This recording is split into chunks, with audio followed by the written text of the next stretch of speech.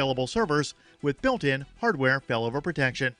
For details, see them online at innoscale.net. In the news, just over 5 years after Eric Garner was killed during an arrest by a New York City police officer, the officer who killed him was fired on Monday. The decision came after years of unrelenting advocacy by his family and other supporters. The Mind Unleashed reports that in a long-awaited statement, New York City Police Commissioner James O'Neill announced that the NYPD had determined that Officer Daniel Pantaleo had violated department policy by placing Garner in a chokehold when arresting him in July 2014. The maneuver was banned by the NYPD 2 decades ago. In addition to his termination, Pantaleo will not receive a pension. Garner's family, including his daughter Erica, who died in 2017 at the age of 27, consistently demanded a thorough investigation of Garner's death and Pantaleo's conviction and firing. The Liberty Beat is sponsored in part by Brave Botanicals, high-quality kratom and CBD at reasonable prices with excellent customer service. Brave Botanicals is activist-owned and mission-driven and believes so strongly in the power of kratom, they're giving it away for free. Just go to freeounceofkratom.com for a free ounce of kratom delivered to your door. Just pay shipping. That's freeounceofkratom.com. This is the latest edition of the Liberty Beat. Find us online at libertybeat.news and snls.news. Your news now continues. Employees at the Manhattan Metropolitan Correctional Center, where convicted pedophile Jeffrey Epstein reportedly took his own life last week, are not cooperating with the Justice Department investigators, according to a report from Fox News. 2 senior Department of Justice officials, sent by Attorney General William Barr, have been on site at MCC while the agency's Inspector General investigates the situation. According to a senior DOJ official, Barr said that, quote, serious irregularities, end quote, had been uncovered at the jail. The night of Epstein's death, correctional officers did not check on the extremely high-profile prisoner for several hours before he died, despite being required to look in on him every 30 minutes. Guards are also suspected of falsifying log entries to show that they were checking as required, according to the Associated Press. In response, officials with the Federal Bureau of Prisons have been on site at MCC to assist with the investigation. After the Gibraltar Supreme Court rejected the Trump administration's effort to stop the release of an Iranian oil tanker seized by the UK last month, the Justice Department further escalated tensions with Tehran by issuing a warrant on Friday in a last-ditch bid to seize the tanker before it set sail. The Mind Unleashed reports that the warrant, unveiled by the Justice Department Friday night, states that all petroleum aboard the Grace 1 tanker and $995,000 are subject to forfeiture based on violations of the International Emergency Economic Powers Act, bank fraud statute, and money laundering statute, as well as separately the terrorism forfeiture statute. According to Al Jazeera, there was no immediate word from Britain or Gibraltar over whether they would act on the warrant, as Iran said it was sending a new crew to pilot the tanker. The UK alleged the tanker was carrying oil to Syria in violation of European Union sanctions. Support for the Liberty Beat comes from the Conscious Resistance Network, featuring videos, news reports, and articles from a spiritual anarchist perspective. Experience the Conscious Resistance at theconsciousresistance.com. How would you like to have your business featured on the Liberty Beat? You can. Just send an email to libertybeat@snls.news for details. This is the Liberty Beat, produced in partnership with SNLS News and listeners like you. The Liberty Beat is online at libertybeat.news and snls.news. I'm Mick Murrow, reporting for the Liberty Beat, reminding you, spread liberty with a smile. Last month, the FDA approved Hallucex, a new class of weight loss drug that helps users avoid overeating by producing nightmarish hallucinations whenever food is around. Hallucex targets the brain's cerebral cortex, stimulating the centers responsible for fear and visual processing. Test subjects reported an unprecedented decrease in appetite and showed dramatic weight loss, with only 18% reporting night terrors or subsequent cardiac arrest. It's designed to make fatty and sugary foods even scarier. An apple just looks like it has fangs, but a milkshake will threaten you and your family by name. Earlier incarnations of the drug proved to be too powerful and produced mental states in which test subjects no longer believed that food had ever existed. an unshakable belief that the subject had to eat all of the food on the planet in order to prevent food from rising up and destroying the human race. No, you don't understand. I have to do this. Or the conviction that food could be negotiated with diplomatically. With the Lab Report, I'm Aisha Patel. This is the Onion News Network.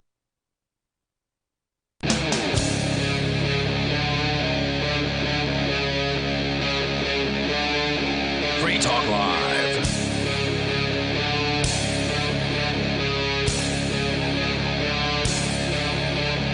This is Free Talk Live, talk radio that you control. You can take control of the airwaves by giving us a call at the toll-free number of 855-450-3733. Again, that's 855-450-FREE, as in Free Talk Live. With you tonight, it's Aria. And Ian. And exciting news in the world of Bitcoin. Is it? Well, it's...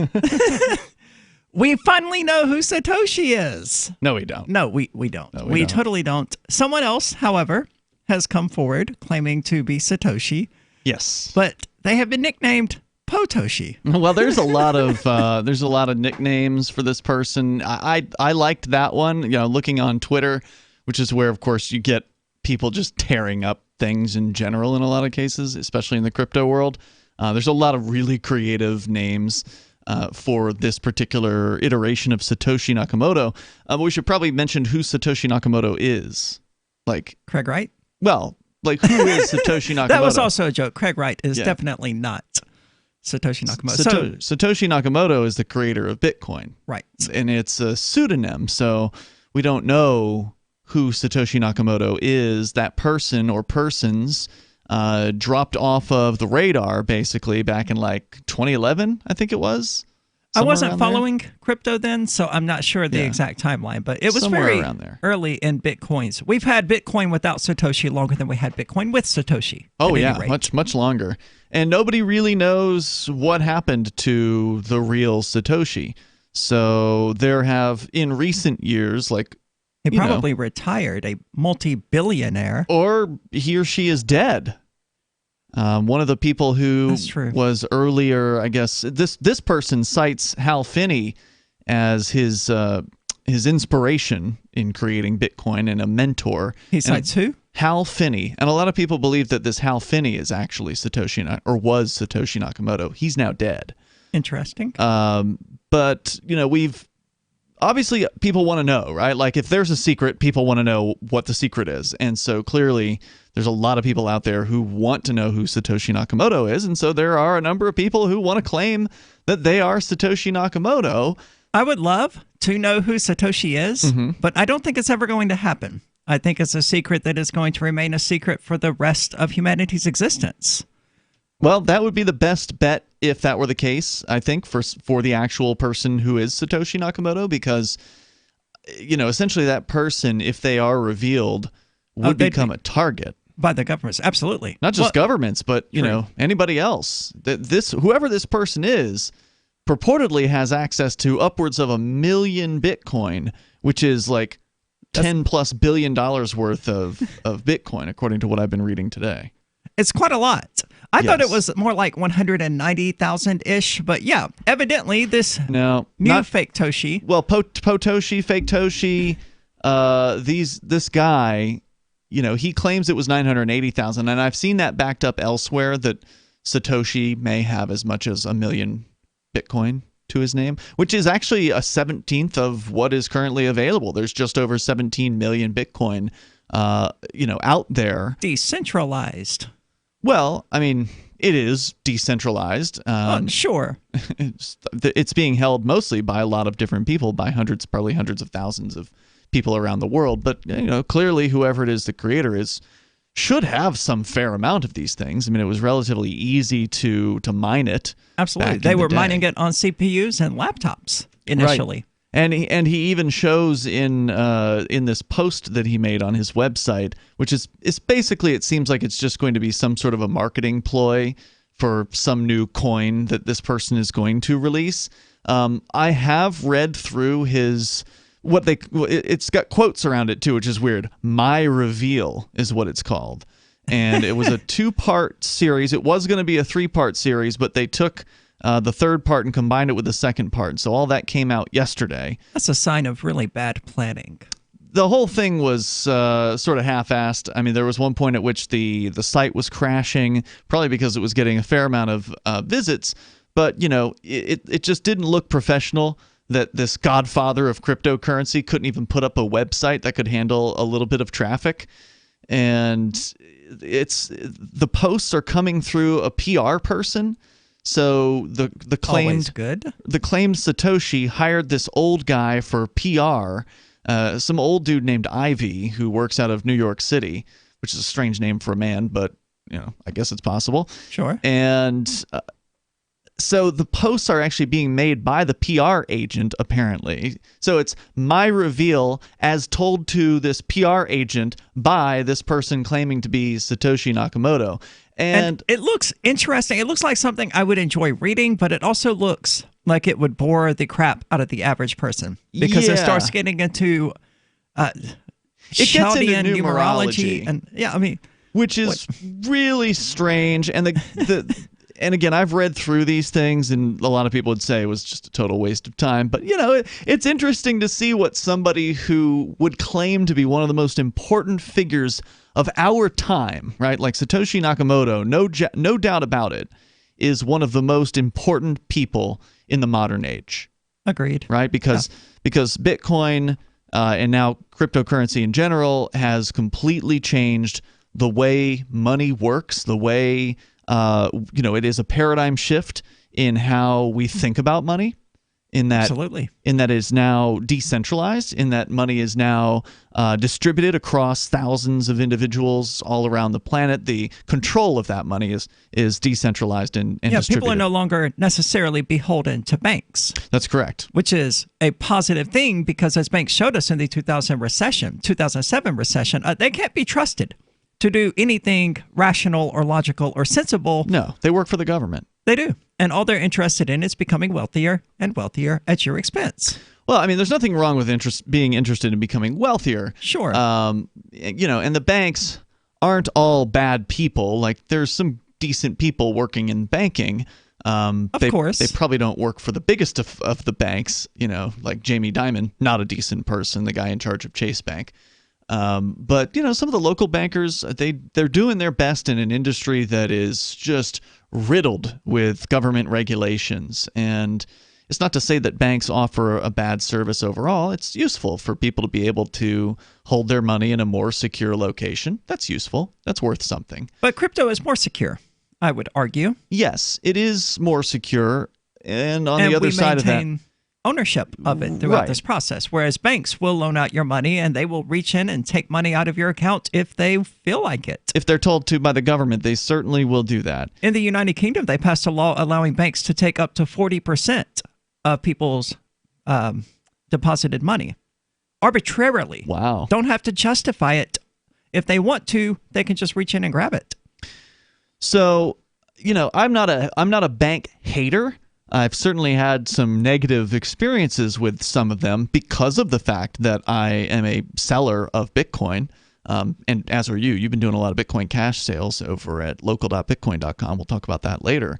But overall, I think that they serve a valuable purpose for people, and that's why they for the most part still exist. However, it's nice to be able to leave that behind, that we don't need that anymore in order to have and to store and to use cryptocurrency. So you can completely get away from using these banks, and you can take care of your own security. But on the downside, taking care of your own security means that you don't have anyone else to blame if something goes wrong. And that's what Potoshi here, the new poor Satoshi, actually claims he has lost the 980,000 Bitcoin that he says that he mined on an old laptop a decade ago. By misplacing, evidently, the hard drive. Well, we can talk more about what his claimed story is, but of course this means that he can't access the Bitcoin, so therefore he can't move the Bitcoin, which would of course be rock solid evidence that he is indeed Satoshi. Amazing how that works. Bitcoin that has never been moved since it was mined. So we can talk more about this silly person coming up. Absolutely. What does he hope to get out of this? Would be publicity. My question. Publicity. That publicity didn't work out too well for Roger Wright. Who? Roger Wright? Craig Wright. Craig Wright, yeah. Sorry. Well, I don't know. Let's talk about that. Absolutely. Okay. Give us a call. Let us know what you think about this whole Satoshi nonsense. 855-450-3733. Again, that's 855-450-FREE as in freedom. Business owners, you want more customers? Accept cryptocurrencies. There's people all around you just waiting to spend money at your store. If only you would take it. I know, you've been waiting till someone else makes it easy. Well, good news. HelpMeTakeBitcoin.com adds Bitcoin to your point of sale, totally free. Use the same equipment you already have, now with Bitcoin. And unlike credit cards, there's no fees. Let the guys at HelpMeTakeBitcoin.com bring new customers to your store. HelpMeTakeBitcoin.com. Anarchadelphia is a conference dedicated to the principles of liberty, individual sovereignty, and freedom from coercion, located in Philadelphia, the cradle of liberty. Anarchadelphia seeks to shed light on issues such as geopolitics, blockchain economics, spiritual health and wellness, as well as exposing the Earth's sacred hidden knowledge, featuring Mark Passio, Max Egan, Derek Brose, Jeff Berwick, and many more this September 13th through 15th. For info and tickets, visit anarchadelphia.com. Gold has definitely been on the move recently, and there is no more secure investment historically. McIlvaney ICA has been helping people take delivery of precious metals and find storage options for decades. They've helped thousands of investors with their precious metal IRAs. Call ICA today for your free portfolio review at 800-525-9556 or download their free report online at ICAGoldSilver.com to learn how you can double your gold and silver ounces even within an IRA. 800-525-9556. ICAGoldSilver.com. I'm a little obsessed with My Magic Mud. Several years ago, I met Jessica Armand, the founder and CEO of My Magic Mud, and I didn't even know my teeth were coffee stained. A week's worth of use convinced me, and now I use it every 3 or 4 days. It's clinically proven to whiten teeth, and I think it cleans better, too. My Magic Mud's available at most local health food stores, Sprouts, Natural Grocers, CVS, Walmart's Natural Beauty Aisle, but I can get it for you for 20% off with coupon code FTL20 at mymagicmud.com. FTL20 mymagicmud.com. Since time began, tyrants have taken aim at personal liberties. Now there's a movie that aims back. The government has no more right to tell us what to put in our bodies than they have to take our guns or tell us what books we can read. 6 drug police were eaten by bears while raiding a marijuana farm. On your knees, you dirty hippies! Jesus. On your knees! What's the problem, officer? Today, many cops who enforce pot laws do so only because it provides them with cushy jobs, good benefits, and a chance to push people around. I was an undercover narcotics officer. The drug war is nothing but a farce. The Second Amendment says you gotta keep you and your get intact. Guns and Weed, The Road to Freedom. A film by Michael W. Dean and Nima Vadadi. DVD available now at gunsandweed.com or on Amazon. That's gunsandweed.com. Makes the perfect gift. Remember, that's gunsandweed.com. Some of you asked, and now we've delivered. LRN.FM's live Keene, New Hampshire studio shows are now streamed in HD on Twitch. Visit our channel at twitch.lrn.fm and give it a follow. If you have Amazon Prime, you get 1 free subscription on Twitch. If you use it on our channel, Twitch will give LRN.FM a monthly piece of your Prime subscription cost. So please watch, follow, share, and subscribe to twitch.lrn.fm. That's twitch.lrn.fm. Are you a cryptocurrency advocate? The Crypto Tip is the ideal outreach tool to help new people discover cryptocurrency. It's a printable business card-sized tip that you can give to service providers, preferably in addition to a good cash tip. When the server scans the QR code, it'll bring up an explanation of cryptocurrency, how to install a wallet, and allow them to claim the tip. If they don't claim the crypto, you get your tip refunded to you after a time period you specify. Plus, if they do claim the tip, you get an email alert. Create as many tips as you want at cryptotip.org. That's cryptotip.org. You can put the Liberty Radio Network on the air in your area. Visit broadcast.lrn.fm to learn how. Broadcast.lrn.fm.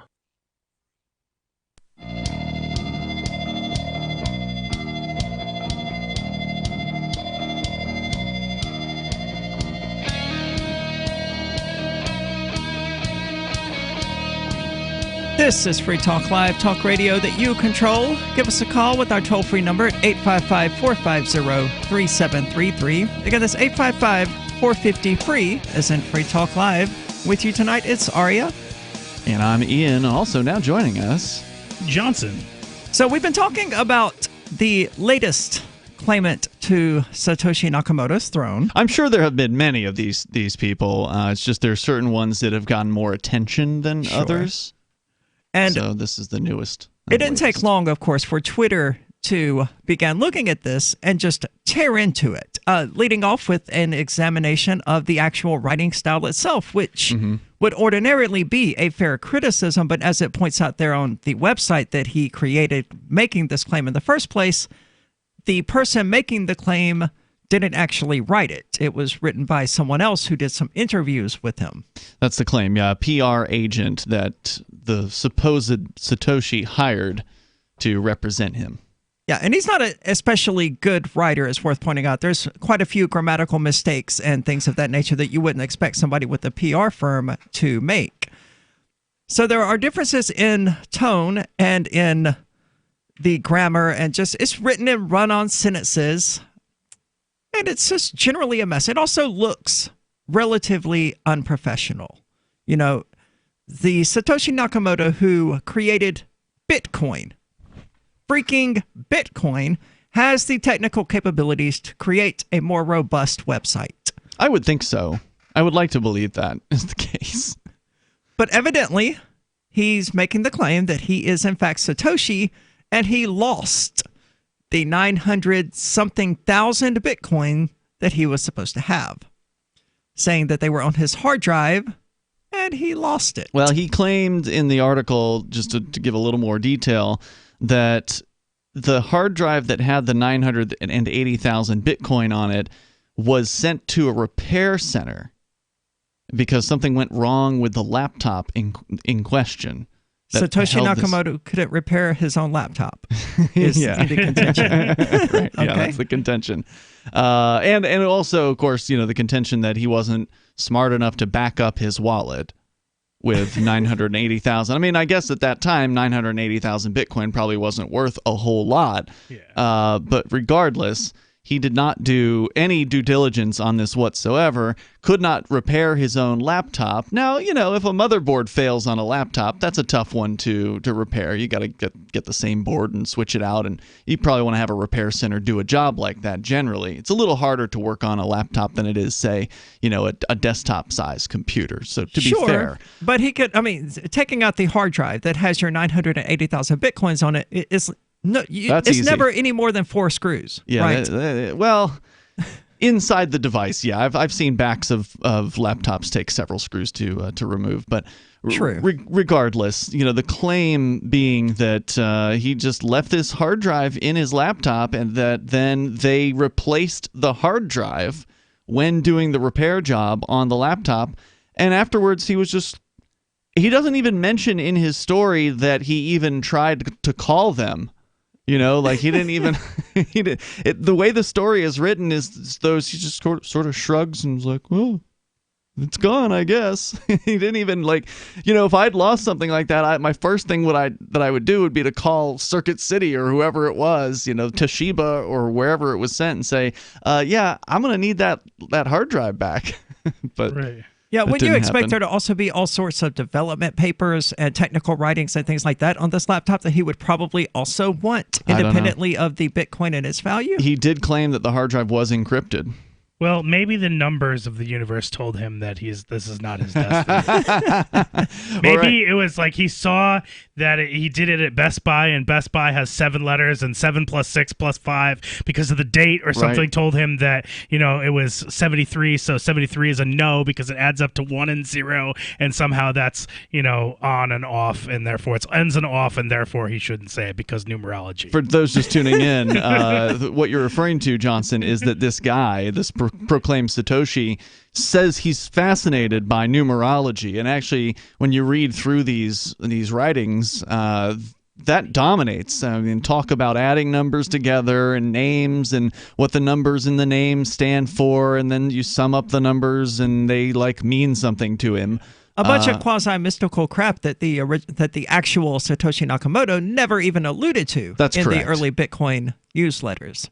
Not at all. Yeah, I'm going to guess that just to be into encryption does not equate to having to be into ridiculous numerology. Not really the same thing. Yeah, and he doesn't even really tout himself as a programmer he doesn't suggest here that he's a particularly good programmer or anything like that in these letters. Later, he says he went and worked for the National Health Service. So he became a bureaucrat. In the UK? In the UK. Yeah. That's where he was living. So that's one of the other strange things because, Satoshi Nakamoto, as I understood it, was somebody who was, all about undermining the governments and the banks. That was what I understood. Yeah. I've never actually sat down to read the Bitcoin newsletters and all of that I have he not actually either. wrote. But people who have read them, or at least claim to have read them, represent him as someone who was very much anti-state. Maybe not necessarily an anarchist, but he saw the problems with the state having this level of control over us as expressed through the control of our financial system. Yeah, I mean, basically, this is just a load of crap. This new But it's Satoshi. a peculiar load of crap. It's unusual. I mean, the guy's getting more attention as a result of the way he went about this, and kudos to him, I guess. If some people fall for this, I don't know how many people who read through this will actually get into it, except for people who are already into numerology, and they'll their response will be like, "I always knew Satoshi was a numerologist." That's true. It says here. Go ahead. I would say I like to hear this guy's theory on 9/11. the Potoshi theory? Yeah, sure. The what? Potoshi. That was the best name that I saw him being called on. Because he's poor now, right? Because he lost all of the 980,000 bitcoins, and then apparently didn't bother to mine any after that. What's really weird about what I'm reading here, his claim about this hard drive, everything was in that hard drive. It was military grade encrypted and password protected. Yeah. Don't you write encryption software there, Satoshi? Mm-hmm. Why would you use military grade encryption rather than I had encrypted this hard drive personally? I don't know. I just came up with a new theory based on the way you said that. Just made me think that maybe it's actually Donald Trump that is Satoshi Nakamoto. It's Potoshi. Potoshi. That's cute. Well, it's definitely not this. I have already James scrolled past his Caan. name. James Caan is his name. He changed his name to the famous actor. His real name, the one he was born with at least, is Bilal Khalid. I liked how there was also the changing birth dates as well. Did you see that? Did he change his birth date? Yeah, there was multiple birth dates as well. That he added 3 years to his, subtracted 3 from 1978 to 1975 because the numbers didn't add up in numerology, and he found that it would be a great way to encrypt it. It's just lunacy. It's tripe. Yeah. I look forward to reading this tripe, though. It sounds... I like peering into the minds of mad people. Yes, that is fun. It can be fun to read what crazy people have to say. But we're not going to read it on the air because it's bad. Yeah, it's really absolutely bad. atrocious. Yes, well... 855-450-3733. What do you think about this latest Satoshi claimant? I am giving away $100 in Bitcoin Cash on September 2, 2019. And I'm not giving it away because I like giving away money. Quite the contrary. It's because I need a favor. Please go to demo.freetalklive.com and fill out the survey there as thoroughly as you like. There's an optional email slot, and if you put your email in there, you will forever be signed up for whatever prize I'm giving to incentivize people that month to fill out my form. Advertisers need this info on our listeners, so fill it out as truthfully as you can, please. Demo.freetalklive.com. Bitcoin.com has launched a trading platform at local.bitcoin.com, allowing you to buy or sell Bitcoin Cash via dozens of payment methods like PayPal, Venmo, bank deposit, remittances, or meeting in person with cash. There are no ID requirements to sign up for and use the site, and all communications between buyers and sellers are encrypted. Finally, a global trading platform that respects your privacy. Visit local.bitcoin.com to get started trading Bitcoin Cash. Local.bitcoin.com.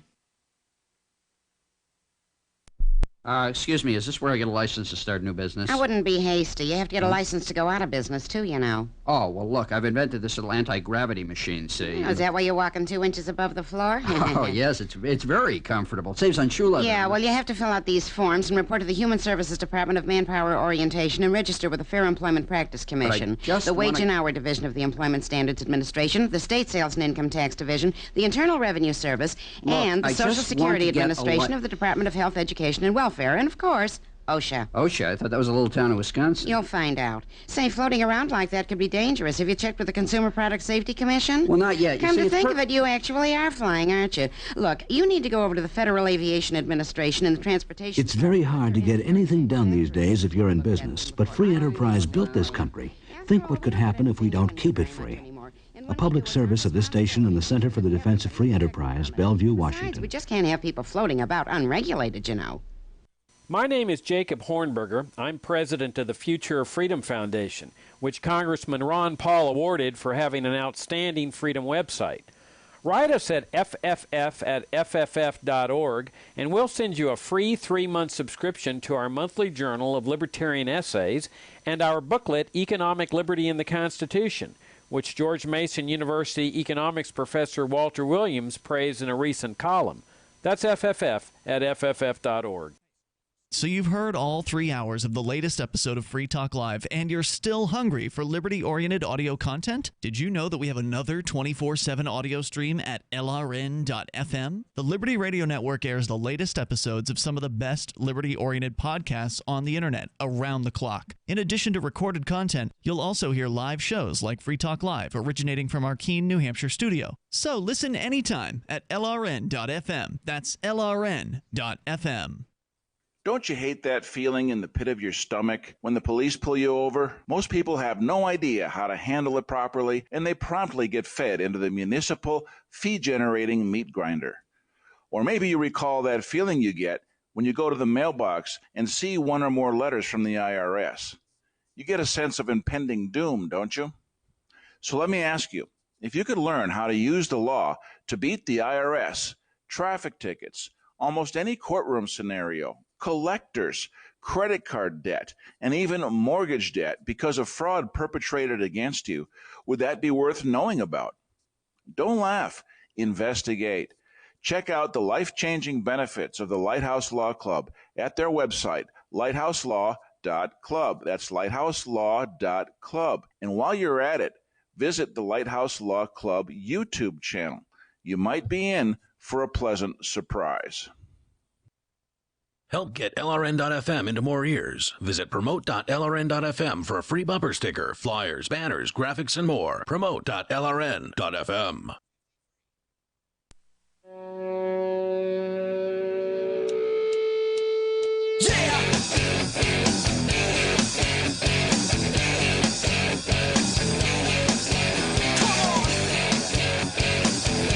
This is Free Talk Live, talk radio that you control. Give us a call, 855-450-3733. And with you tonight, it's Aria, Johnson, and Ian. And Johnson, why don't you tell us about local.bitcoin.com? Alrighty, local.bitcoin.com, or actually I should say bitcoin.com, has launched a trading platform at local.bitcoin.com, allowing you to buy or sell Bitcoin Cash via dozens of payment methods like PayPal, Venmo, bank deposit, remittances, or meeting in person with cash. There are no ID requirements to sign up for and to use the site, and all communications between buyers and sellers are encrypted. Finally, a global trading platform that respects your privacy. Visit local.bitcoin.com to get started trading Bitcoin Cash. Again, go to local.bitcoin.com. Do you happen to use the site, Johnson? I have not used the site yet. I have not done any local transactions for the most part with my crypto, unless it's just someone I know, because I am a hodler. So far. It's an awesome site. I would highly recommend checking it out. Whether you want to buy or sell, it's special. At some point, for sure, I'm going to need to unload, because all I do is hold, and hopefully the value will continue the trend and continue going up over longer periods of time. Here's to hoping. Let's get right into the phones. We've got Jaws calling from Ohio. Jaws, you're on Free Talk Live. Hey, guys, how are you? Hey, what's on your mind?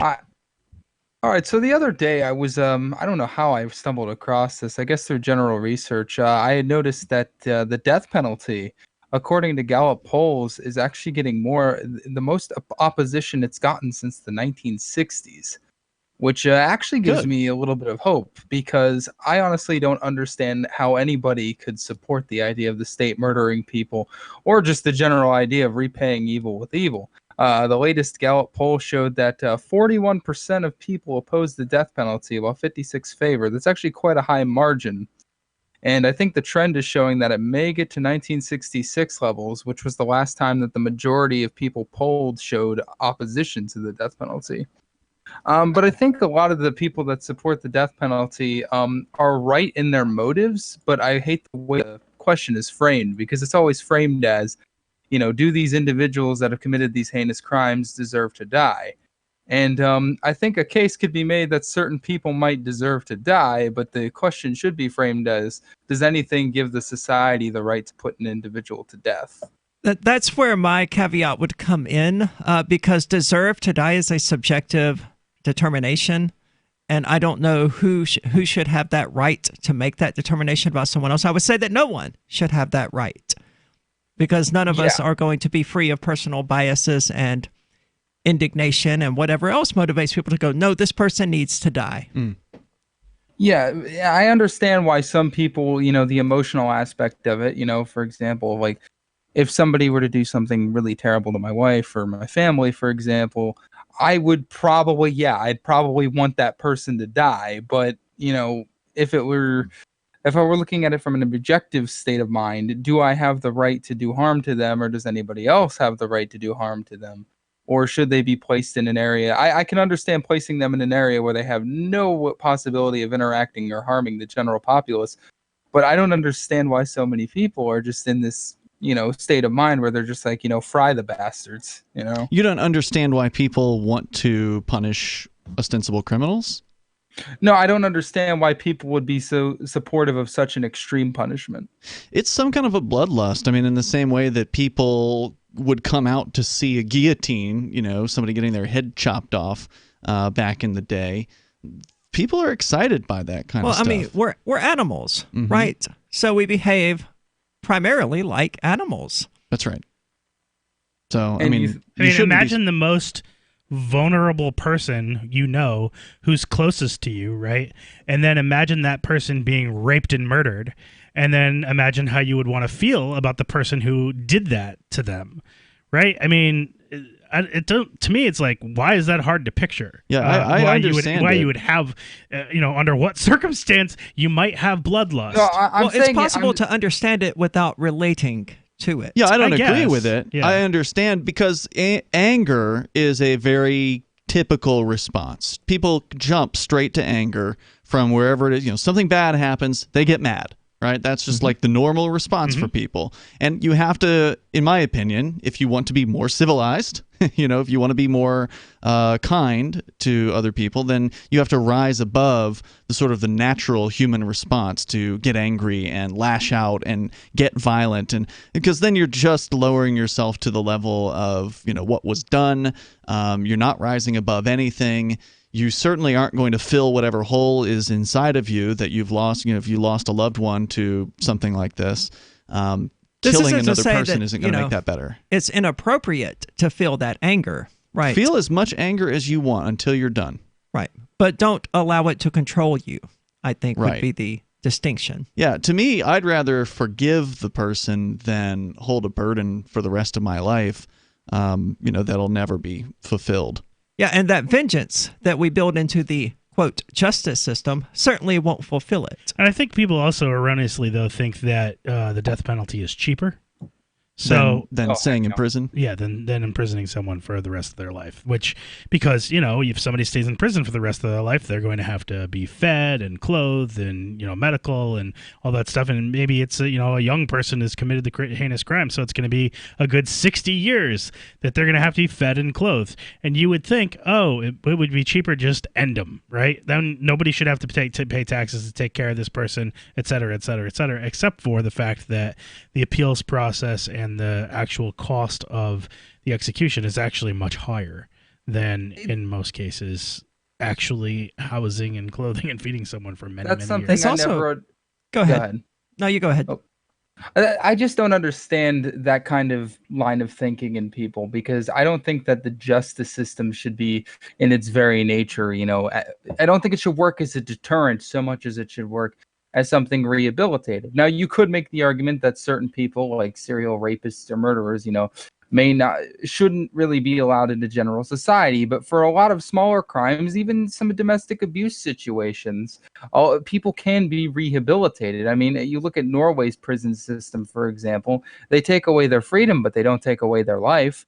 They're not allowed to make their own decisions, but they're not put away for, their entire lives. And they don't act it like, hey, you do something and we're going to ruin your life, What if they would prefer death? Well, apparently Jeffrey Epstein did. Yeah, I don't see why anybody shouldn't be able to just take their own life. I mean, if somebody wants to, if they're in a terrible position, they've been sentenced to life in prison, and they'd rather have the quick way out, I say let them have it. As an option, you're suggesting euthanasia as an option if you get like life imprisonment? If they want to do, even if it's not life imprisonment, even if it's 20 years or 10 years and they're like, yeah, I'd rather die, let them kill themselves. Why shouldn't they be able to? I agree, but I have the position that suicide should generally be allowed to anyone. Right, I also am of that position. Yeah, I get a lot of crap for supporting suicide clinics if somebody wants that option, so long as they're not in a position where they have some sort of mental defect where they can't make that decision. Well, awesome. Jaws, thank you so much for the call. You've given us quite a lot to think about on the subject of the death penalty, the justice system. Johnson, I want to go back to something you mentioned a moment ago about this class of people, this group of people who views the death penalty versus life imprisonment as a matter of money. That's sick. Are there people calling them out on this? Like, hey, you are here weighing the cost of a human life. Of course, but you're talking about people, look, I would say mostly that would probably be a group of people that are far more on the far right. I'm sure that there are people on the left who probably think that way too. The more extremely statist you are, right, the more likely you are to believe that authority is justified in whatever form of justice that authority decides to mete out, right? So if you're have committed a crime, you're worthless garbage that, is just part of the system. To right? those people. people. I think that's what, I think that's the line of thinking, right? It's horrifying what people can do in their defense of their belief in the state. Let us know what you think about the justice system. 855-450-3733. Again, that's 855-450-3733. Hunters, anglers, campers, and survivalists. Get back to nature. Expand your horizons with the highest quality, most versatile, unique slingshots and sling bows on the market at slingbow.com. Slingbow products are compact and models start from just $17.98. They're perfect for your bug out bag or storing in your vehicle. Give yourself and your loved ones the excitement and tradition of Slingbow, a new frontier in archery and truly modern twist on this primitive survival tool. Feel the thrill only at slingbow.com. Tahibo Tea Club's original pure Pau d'Arco Super Tea comes from the only tree in the world that fungus doesn't grow on. So it naturally has antifungal, antiviral, antibacterial, anti-infection, anti-inflammation, and anti-parasite properties. But maybe more importantly, Tahibo Tea Club's original pure Pau d'Arco Super Tea builds corpuscles in the blood which carry oxygen to our organs and cells. Our organs and cells need oxygen to regenerate themselves. The immune system needs oxygen to develop, and cancer happens to die in oxygen. The tea is great for healthy people, and it can truly be miraculous for someone fighting a potentially life-threatening disease due to an infection, diabetes, or cancer. Tahibo Tea Club's original pure Pau d'Arco Super Tea is only $34.95 plus shipping. Order now at shopsupertea.com or call 818-984-6100. That's shopsupertea.com or call 818-984-6100. Shopsupertea.com. Fellow Patriots, my name is Todd Savage, founder of BlackRifleRealEstate.com. Like you, I was a prisoner of the alt-left sanctuary state until one day I chose to lead my family to freedom. Today we live on a sustainable 20-acre homestead where we shoot, hunt, garden, and homeschool our children without the tyranny of the nanny state looking over us. If you're ready to flee the city to the freedom of Idaho or Montana, our Black Rifle Real Estate team is here to help. Go to BlackRifleRealEstate.com. That's BlackRifleRealEstate.com. Why did you move to the Shire? I moved here to the Shire because there's other people around who take liberty just as seriously as I do. I moved to the Shire because I saw videos of people challenging authority and thought that I could get support myself. It called to me, like, do this, right now. I wanted to be around people like me who got it, and once I got here, I knew there was nowhere else that I wanted to be.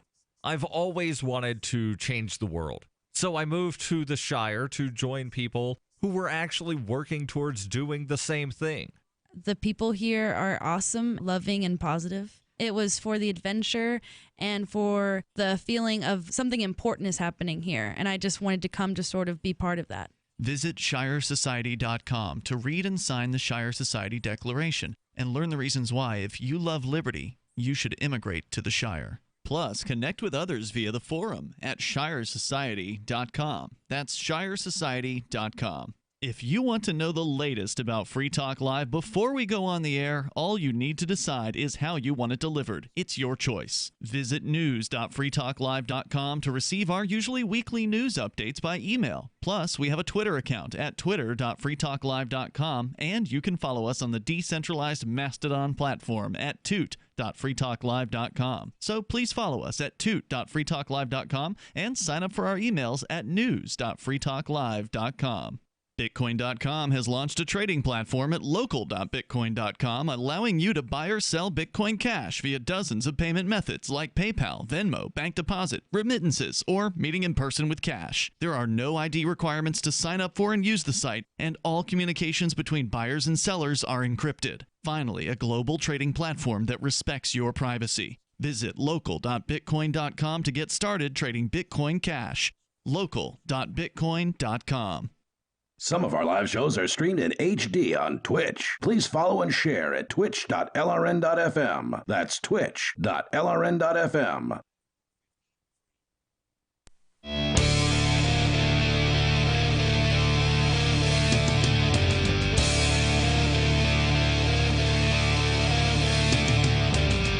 This is Free Talk Live, talk radio that you control. Give us a call using our toll-free number. That's 855-450-3733. With you tonight, it's Aria, Johnson, and Ian.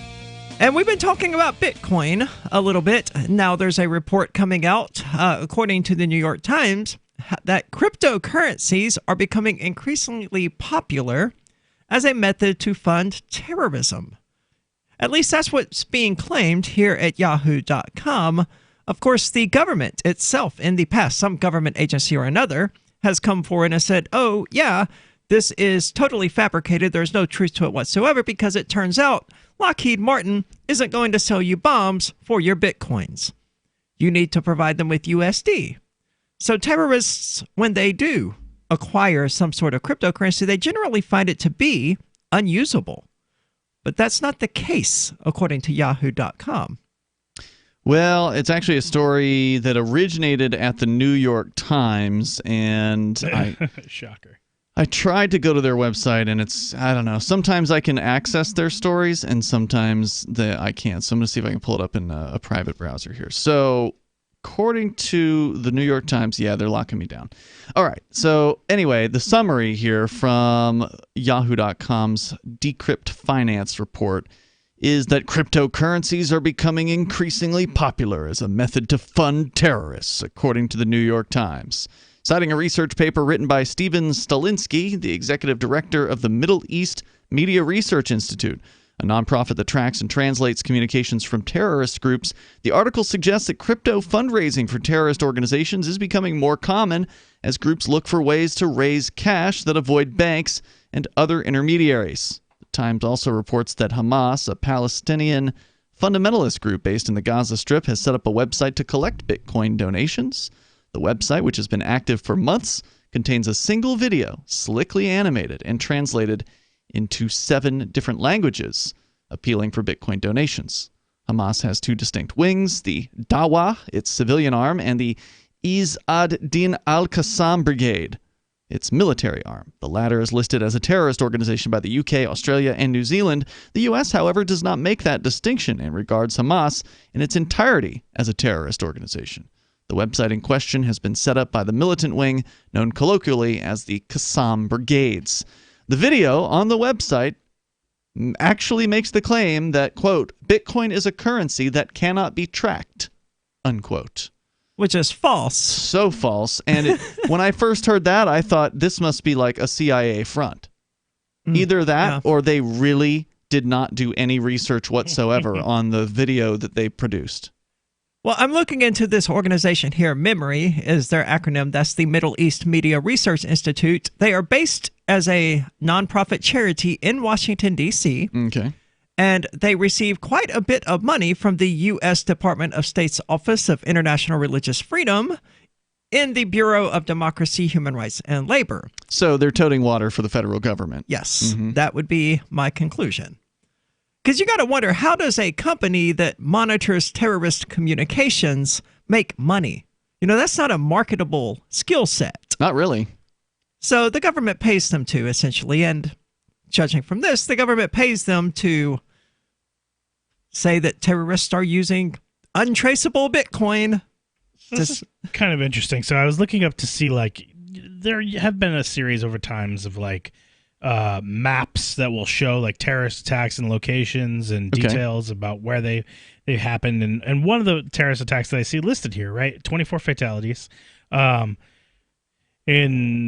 Burkina Faso, it was the Kutugu department in Burkina Faso. I don't know exactly where that is, but apparently it was an Al-Qaeda in the Islamic Maghreb suspected terrorists who engaged in this. But the attack is described as unidentified militants launched an attack on an army unit, killing 24 soldiers and wounding 7 others, the heaviest loss for the army in its fight, et cetera, et cetera, et cetera. They characterize this as terrorism? Yeah, they're characterizing this as terrorism. I'm wondering how many of the terrorism statistics are them redefining because they don't want to show combat losses as combat losses. So there are fatalities in a terrorist attack as opposed to losing an unwinnable battle. Yeah, it's an interesting speculation. It certainly is.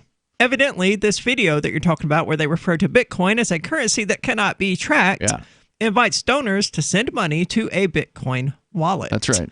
It sounds like a CIA scam. Yeah, I don't know, but either these people are totally ignorant of what Bitcoin actually is, or this is a setup and somebody wants, donations to be made to this address. Some governmental agency like the CIA wants to begin tracking who would donate money to this particular fund. That would be my guess. Now, you won't necessarily know who is making those donations unless you can track the wallets. Yeah, but someone stupid enough to do this would be stupid enough to buy the Bitcoin on, like, Coinbase or something and turn around and send it to a terrorist group. Yeah. So I just thought that was kind of interesting, and this is clearly a propaganda hit against Bitcoin. It's appearing in the New York Times, one of the world's most, foremost newspapers out there. And it's just an all-out attack on cryptocurrency and on Bitcoin. And, we shouldn't be surprised to see things like this. You've got Bitcoin now at close to 11, 12,000. Where was it today? Like 11-something thousand, 10,000?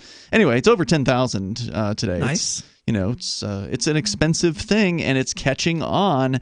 And these governments of the world, they know they can't stop it, but if they can basically slander it or libel it and badmouth it enough to where people are afraid of it, because if they can create in people's minds this connection or association with terrorism, and simultaneously providing people with Libra at the same time. That's the Facebook one. That the government is pretending to hate, but I see no reason whatsoever to think that the government is actually not a fan of the Facebook cryptocurrency. Really? You think the government likes Facebook's idea? Yes. Why? Because it's a way for Facebook to co-opt the cryptocurrency idea while keeping it under state control. It's a way of them making a USD coin without actually making the USD coin. Well, they're not going to make a USD coin. The Facebook crypto is supposedly going to be backed by what they call a basket of currencies. So it should be some sort of a mix of various different fiats and other so-called safe investments. Sure. How does Facebook make its money? Well, congressman? We sell crypto. advertising. Oh, crypto. We sell crypto. Yeah, I don't know. I mean, there's definitely no doubt that the Facebook coin will be tracked. It will be trackable. They will have a database of all about who's buying it and how they're spending it, and they'll know everything about that, and the government will certainly utilize that whenever it deems fit to investigate somebody for something. Yeah. So it will end up becoming a tool for the government to track. But I still think that the responses you're getting from people in the government system are honest. Like, they don't like it. They don't like the fact that their currency could be upstaged. And there's a good chance that the Facebook currency, I don't think it's going to, dominate the world or anything like that, but it could give people an alternative that isn't strictly dollar-based. And that's not a bad thing. And it does, to some extent harm the interests of the government because it lessens their viability, I guess, right? Like, sure. Oh, it's not a dollar coin, it's an everything coin. The reason that Libra worries me is because Facebook has a built-in audience of something like 2 billion people. Right. That's 2 billion people that they could, if they wanted to, send push notifications to or whatever, sure. and just constantly bombard you to use. Have you signed up for your currency. Libra account yet? Come on, sign up for an account. And probably half of it's like Bitcoin, free. But it's backed by Facebook's. Get your next Uber legacy. ride. Get your next Uber ride for 20% off. Just open up your Libra account. And I think it's going to be successful, terrifyingly successful. I would think. I'll open an account if I get 20% off of Uber. I intend to purchase Libra. I'm not going to be as an investment, and not as a philosophical purchase or anything like that. Will it be a really good investment though? Because since it's tied, I would say Libra would be a terrible investment. I would say Libra would be potentially much more useful as a medium of exchange. But it's a stable coin, so it's not going to be an investment, right? It can't be stable if it's dependent upon the amount of money Facebook has in the banks, which is how it's been characterized. Well, it's their intention to make it into a stable coin. And one article mentioned it being a stable coin. The rest said that its value is going to be dependent on the amount of money that Facebook has in the banks. Yeah, I don't know how. It'll be how interesting to see. Yeah, they have a white paper that's out. I have not read the white paper, so there's more information to be gleaned, and we're still just kind of speculating anyway because it's like a year away from actually happening. That's interesting. I didn't know that they had released the white paper. The last I knew about this was all being leaked from inside sources. White paper's out. It's been out for more than a month. Awesome. I will have to look into that. What do you think about Libra? What do you think about cryptocurrency and this nonsense from this quasi-governmental agency that terrorists are totally using, quote, untraceable Bitcoin? 855-450-3733. Wouldn't it be nice to wake up in the morning whenever you want and work and play whenever you felt like it? Date women under your terms instead of society's? Be a completely free man and live a completely free life? You can live this way. I'm Caleb Jones. And my staff and I have taught hundreds of thousands of men how to create low-work, high-income, location-independent businesses and how to date women under your terms. Go to freelifeinfo.com to download 7 free books and podcasts so you can live a life like this too. You're not a wild animal, and you shouldn't be tagged and tracked like one. Where you go and what you do every minute of the day, tracked and recorded by your mobile phone, is often more revealing than your browser history. And tech companies make a fortune selling your location history without your consent. GoDark bags prevent location tracking and protect your privacy by instantly blocking all cell phone, GPS, and Wi-Fi signals to your mobile device. Plus, they're durable, water-resistant, and built for a lifetime of protection. Visit GoDarkbags.com/FTL. That's GoDarkbags.com/FTL. I'm a little obsessed with My Magic Mud. Several years ago, I met Jessica Armand, the founder and CEO of My Magic Mud, and I didn't even know my teeth were coffee stained. A week's worth of use convinced me, and now I use it every 3 or 4 days. It's clinically proven to whiten teeth, and I think it cleans better, too. My Magic Mud's available at most local health food stores, Sprouts, Natural Grocers, CVS, Walmart's Natural Beauty Aisle, but I can get it for you for 20% off with coupon code FTL20 at mymagicmud.com. FTL20 mymagicmud.com. There are lots of ways to listen to Free Talk Live. Our podcast has been around since podcasts began, and now the FTL feed is loaded with content besides our full show archives. Did you know that we make it easy for you to customize your podcast subscriptions? We have different feeds, one that includes only our full shows, one with just the Daily Digest, and one with just the Edgington Post. You decide what you listen to. It's quick and easy to customize your feeds at feeds.freetalklive.com. That's feeds.freetalklive.com. You're listening to the live edition of Free Talk Live. Hour number 2 is next after the news here on the Liberty Radio Network at LRN.FM. This is the Liberty Beat, your daily source for liberty news and activist updates. Produced in partnership with SNLS News and listeners like you. Online at libertybeat.news and snls.news. I'm Mick Murrow with your latest edition of the Liberty Beat. Gold is trading at $1,496. Silver at $16.88. And Bitcoin is trading around $10,915. Today's prices are brought to you by InnoScale. Take off with Managed Cloud. Looking for a safe, secure way to store your important files online? Let InnoScale handle it for you. Their high availability cloud servers are the perfect solution for clients needing one or more secure, scalable servers with built-in hardware failover protection. For details, see them online at innoscale.net. In the news, just over 5 years after Eric Garner was killed during an arrest by a New York City police officer, the officer who killed him was fired on Monday. The decision came after years of unrelenting advocacy by his family and other supporters. The Mind Unleashed reports that in a long-awaited statement, New York City Police Commissioner James O'Neill announced that the NYPD had determined that Officer Daniel Pantaleo had violated department policy by placing Garner in a chokehold when arresting him in July 2014. The maneuver was banned by the NYPD 2 decades ago. In addition to his termination, Pantaleo will not receive a pension.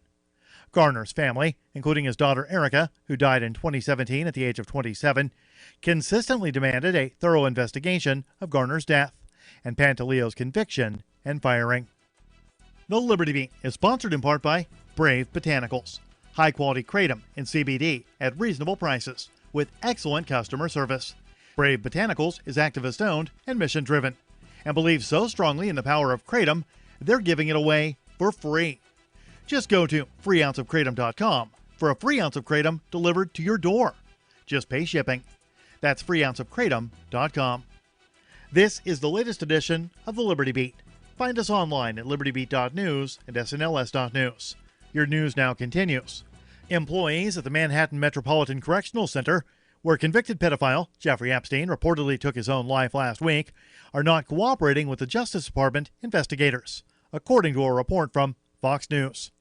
2 senior Department of Justice officials sent by Attorney General William Barr have been on site at MCC while the agency's Inspector General investigates the situation. According to a senior DOJ official, Barr said that, quote, serious irregularities, end quote, had been uncovered at the jail. The night of Epstein's death, correctional officers did not check on the extremely high-profile prisoner for several hours before he died, despite being required to look in on him every 30 minutes. Guards are also suspected of falsifying log entries to show that they were checking as required, according to the Associated Press. In response, officials with the Federal Bureau of Prisons have been on site at MCC to assist with the investigation. After the Gibraltar Supreme Court rejected the Trump administration's effort to stop the release of an Iranian oil tanker seized by the UK last month, the Justice Department further escalated tensions with Tehran by issuing a warrant on Friday in a last-ditch bid to seize the tanker before it set sail.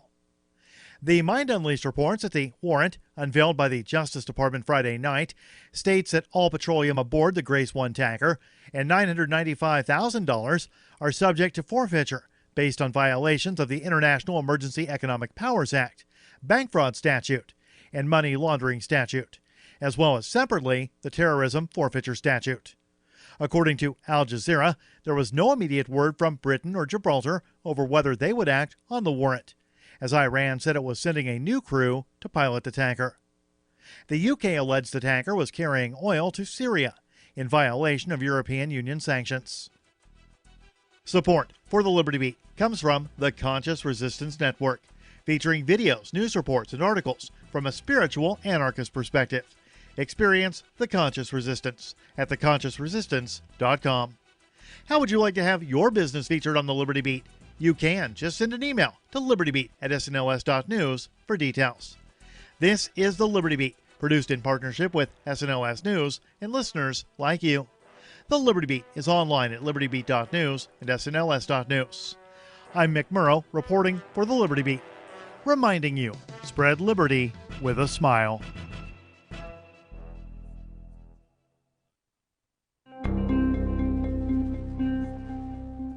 Shortly after accidentally clicking like on nearly 400 of his ex-girlfriend's Facebook photos earlier today, panicked area man Adam Nuensing spoke to Onion reporters about his mistake. Damn it, I was just looking at one of Rebecca's Instagram photos that showed up on my newsfeed, and the next thing I know, I just liked every single photo that she posted over the last 4 years. I didn't mean to, but it just kind of happened. The 28-year-old told reporters that he had browsed through 14 of his ex-girlfriend's photo albums while inadvertently clicking like on each and every picture, including dozens from her office picnic last fall, her trip to New York in 2010, and a photo of her and her first boyfriend from 2006. I thought if I went back and clicked unlike on all those pictures, that maybe she wouldn't get any notifications. But then I saw some other albums, and I ended up liking 80 more photos and shared them on my wall. Shit. This is the Onion News Network.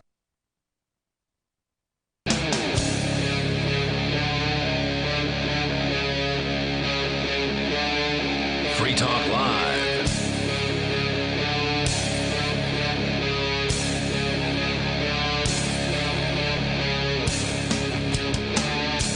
This is Free Talk Live, talk radio that you control. Give us a call at 855-450-3733. With you tonight, it's Aria. And Johnson. And Ian. So, Johnson, luxury beliefs coming to us from the New York Post. I started reading this when I was outside just now, and I find the implications of it when I, in that very limited time frame, to actually sit down and think about it, to just be mind-blowing. Yeah, I read this story and I was taken aback by the leaps in logic that are performed very acrobatically in this story. So I definitely want to cover it and see, what the take is. I think that it's manipulative, but let's just get into it. So a story here by Rob Henderson from the New York Post, who goes on to say, a former classmate from Yale recently told me monogamy is kind of outdated and not good for society. So I asked her what her background is and if she planned to marry, and she said she comes from an affluent family and works at a well-known technology company. Yes, she personally intends to have a monogamous marriage, but quickly added that marriage shouldn't have to be for everyone. She was raised by a traditional family. She planned on having a traditional family, but she maintained that traditional families are old-fashioned and society should evolve beyond them. What could explain this? So basically, she has all these beliefs, but doesn't actually put them into practice. Yeah, practice in her own life. Yeah, and so she's saying, and hey, I can understand that, sure. Who's, especially any libertarian, I believe that, anyone should be able to use whatever substance, put whatever substance they want in their body. For example, I don't do it myself, but I believe everyone should have freedom. I have a principled belief in freedom, which means making some decisions that I'm not necessarily going to make for myself. However, true, but you wouldn't necessarily say that using drugs will make the world a better place, right? Sure. She's saying I would. With some drugs. I would maybe say that too. But, she's saying that these ideas... Actually, no, and historically I have said that I believe that if, alcohol was replaced with marijuana, absolutely the world would be a better place. So, I think that's true. Yeah. Replace them both with shrooms and we'll make the world even better. I don't agree with that statement. But my point being that here she's making the claim, according to the author, that monogamy is not good for society, but yet she is engaging in that behavior. Right.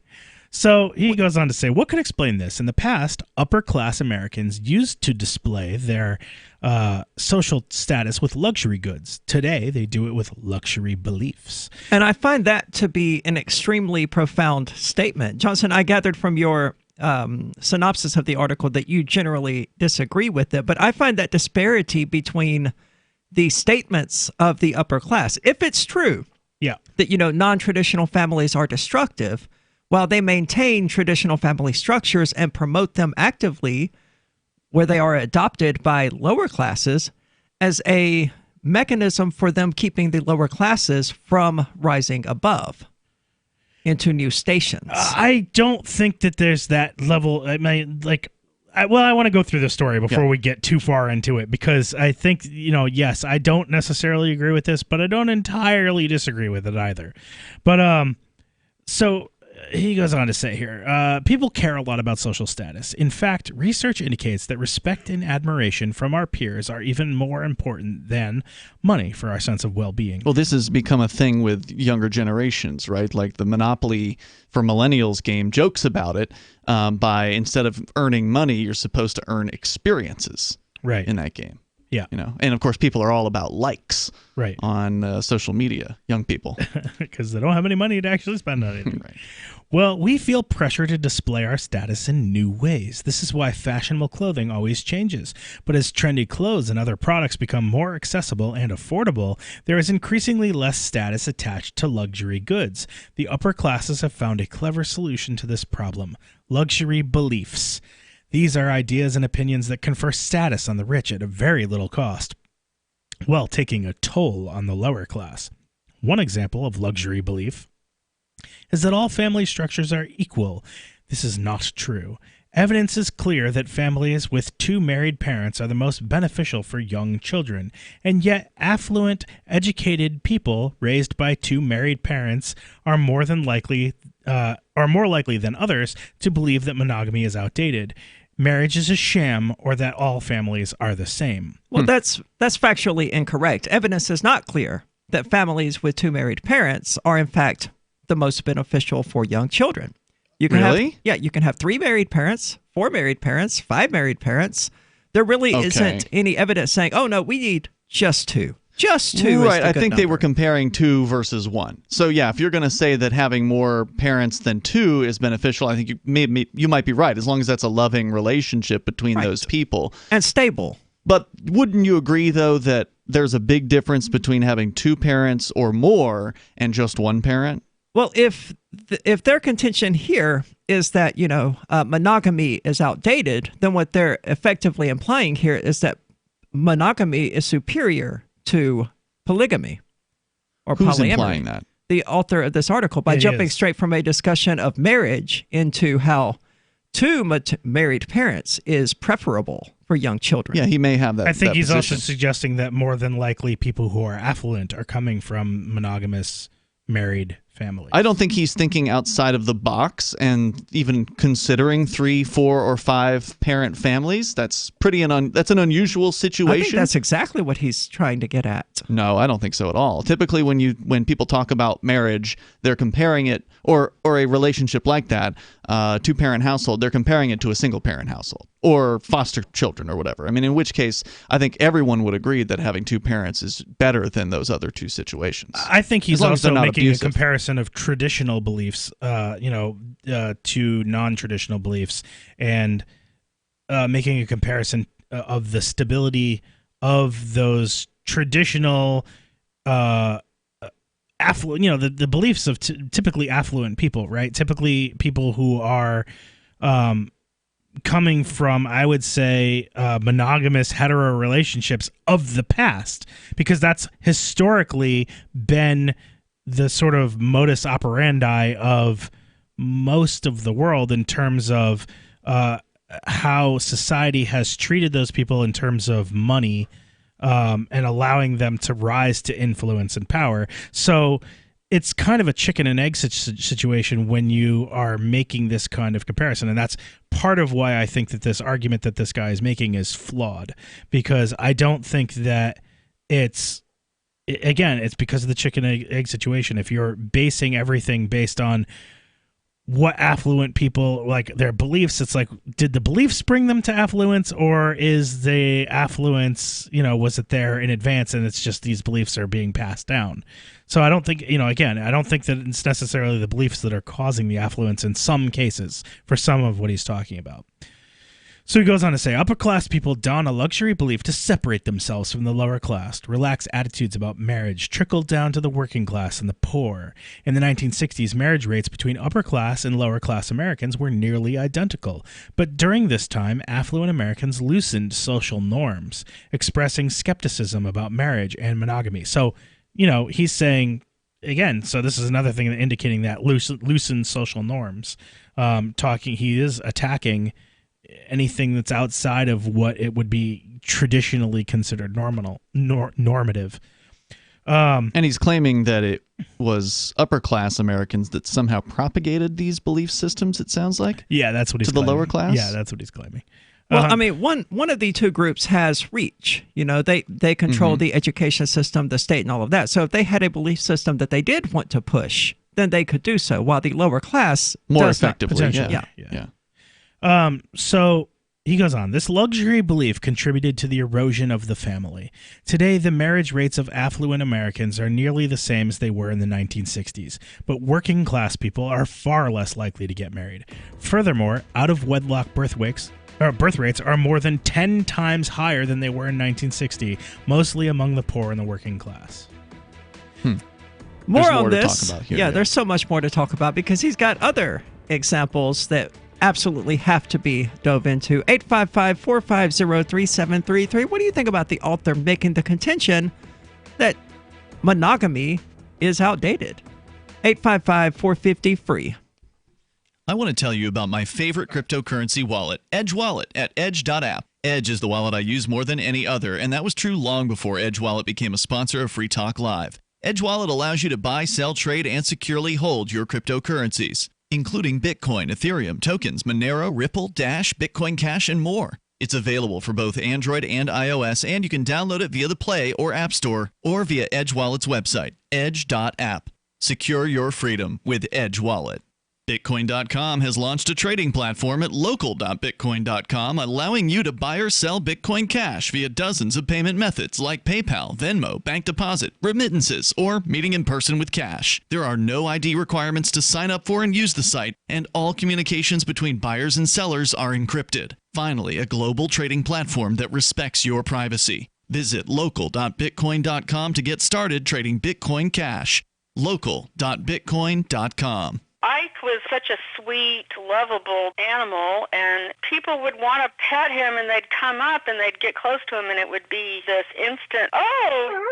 My dad didn't want to touch him. It's like, ooh, get the stinky dog away from me. Even after we'd give her a bath, she would still stink. Very stinky, both bad breath and bad gas. I asked the vet, and he said some dogs are just stinky. Does your dog itch, scratch, stink, or shed like crazy? Come to Dinovite for help. DINOVITE.com. The omega-3 fatty acids. Flaxseed, zinc, alfalfa. The digestive enzymes that are cooked out of regular dog food. The ingredients convinced me that it was definitely worth trying. After about a week, he started smelling normal. My husband and I were really kind of astonished. Dinovite is nutrition. 859-428-1000. DINOVITE.com.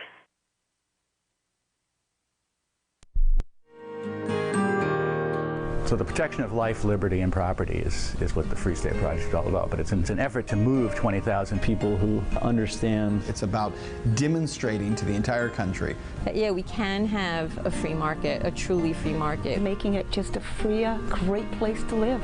It's the world's largest voluntarist libertarian community, and it's only getting bigger. That's amazing, to be able to move to a place where other people passionately believe in being free and independent. What the Free State Project is managing to do, though, is to put their money where their mouth is. It's physically getting up across the country and saying, let's go someplace and let's demonstrate the power of these ideas. There's a lot of kind of philosophy that surrounds liberty. There's a lot of thinking about it and talking about it. But here in New Hampshire, people are doing it. 101 Reasons Liberty Lives in New Hampshire, a documentary by Free State Project early movers. Watch it free at 101reasonsfilm.com. 101reasonsfilm.com. LRN.FM now has a Discord. Discord is a free text and voice chat platform, and we now have our own server with a bunch of channels at discord.lrn.fm. You can join other listeners as they chat about various things during our live shows, or anytime, day or night. Discord software is available cross-platform, so you can have it on whatever device you want and take your chats anywhere. Join our Discord at discord.lrn.fm. That's discord.lrn.fm. There are basically two types of advertising, direct response and branding. Radio's great for direct response with its low cost to listener ratio, but audio can't be beat for branding, which is a longer-term endeavor. You want to be the first thing that someone thinks of when they think about your product or service.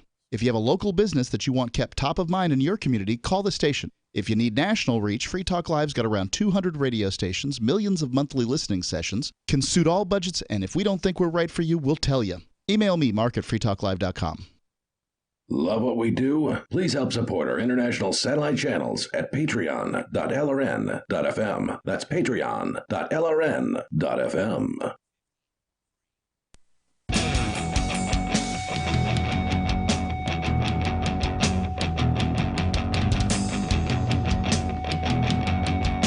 This is Free Talk Live, talk radio that you control. Take control of the airwaves by giving us a call at 855-450-3733. With you tonight, it's Aria. And Johnson. And Ian. And if you operate a retail business and are looking for a way to accept cryptocurrency, then you should visit helpmetakebitcoin.com. It's brought to us by the people who created AnyPay, which is a payment processing software that runs on any mobile device. I think it's available on iOS and Android. I know it's available on Android.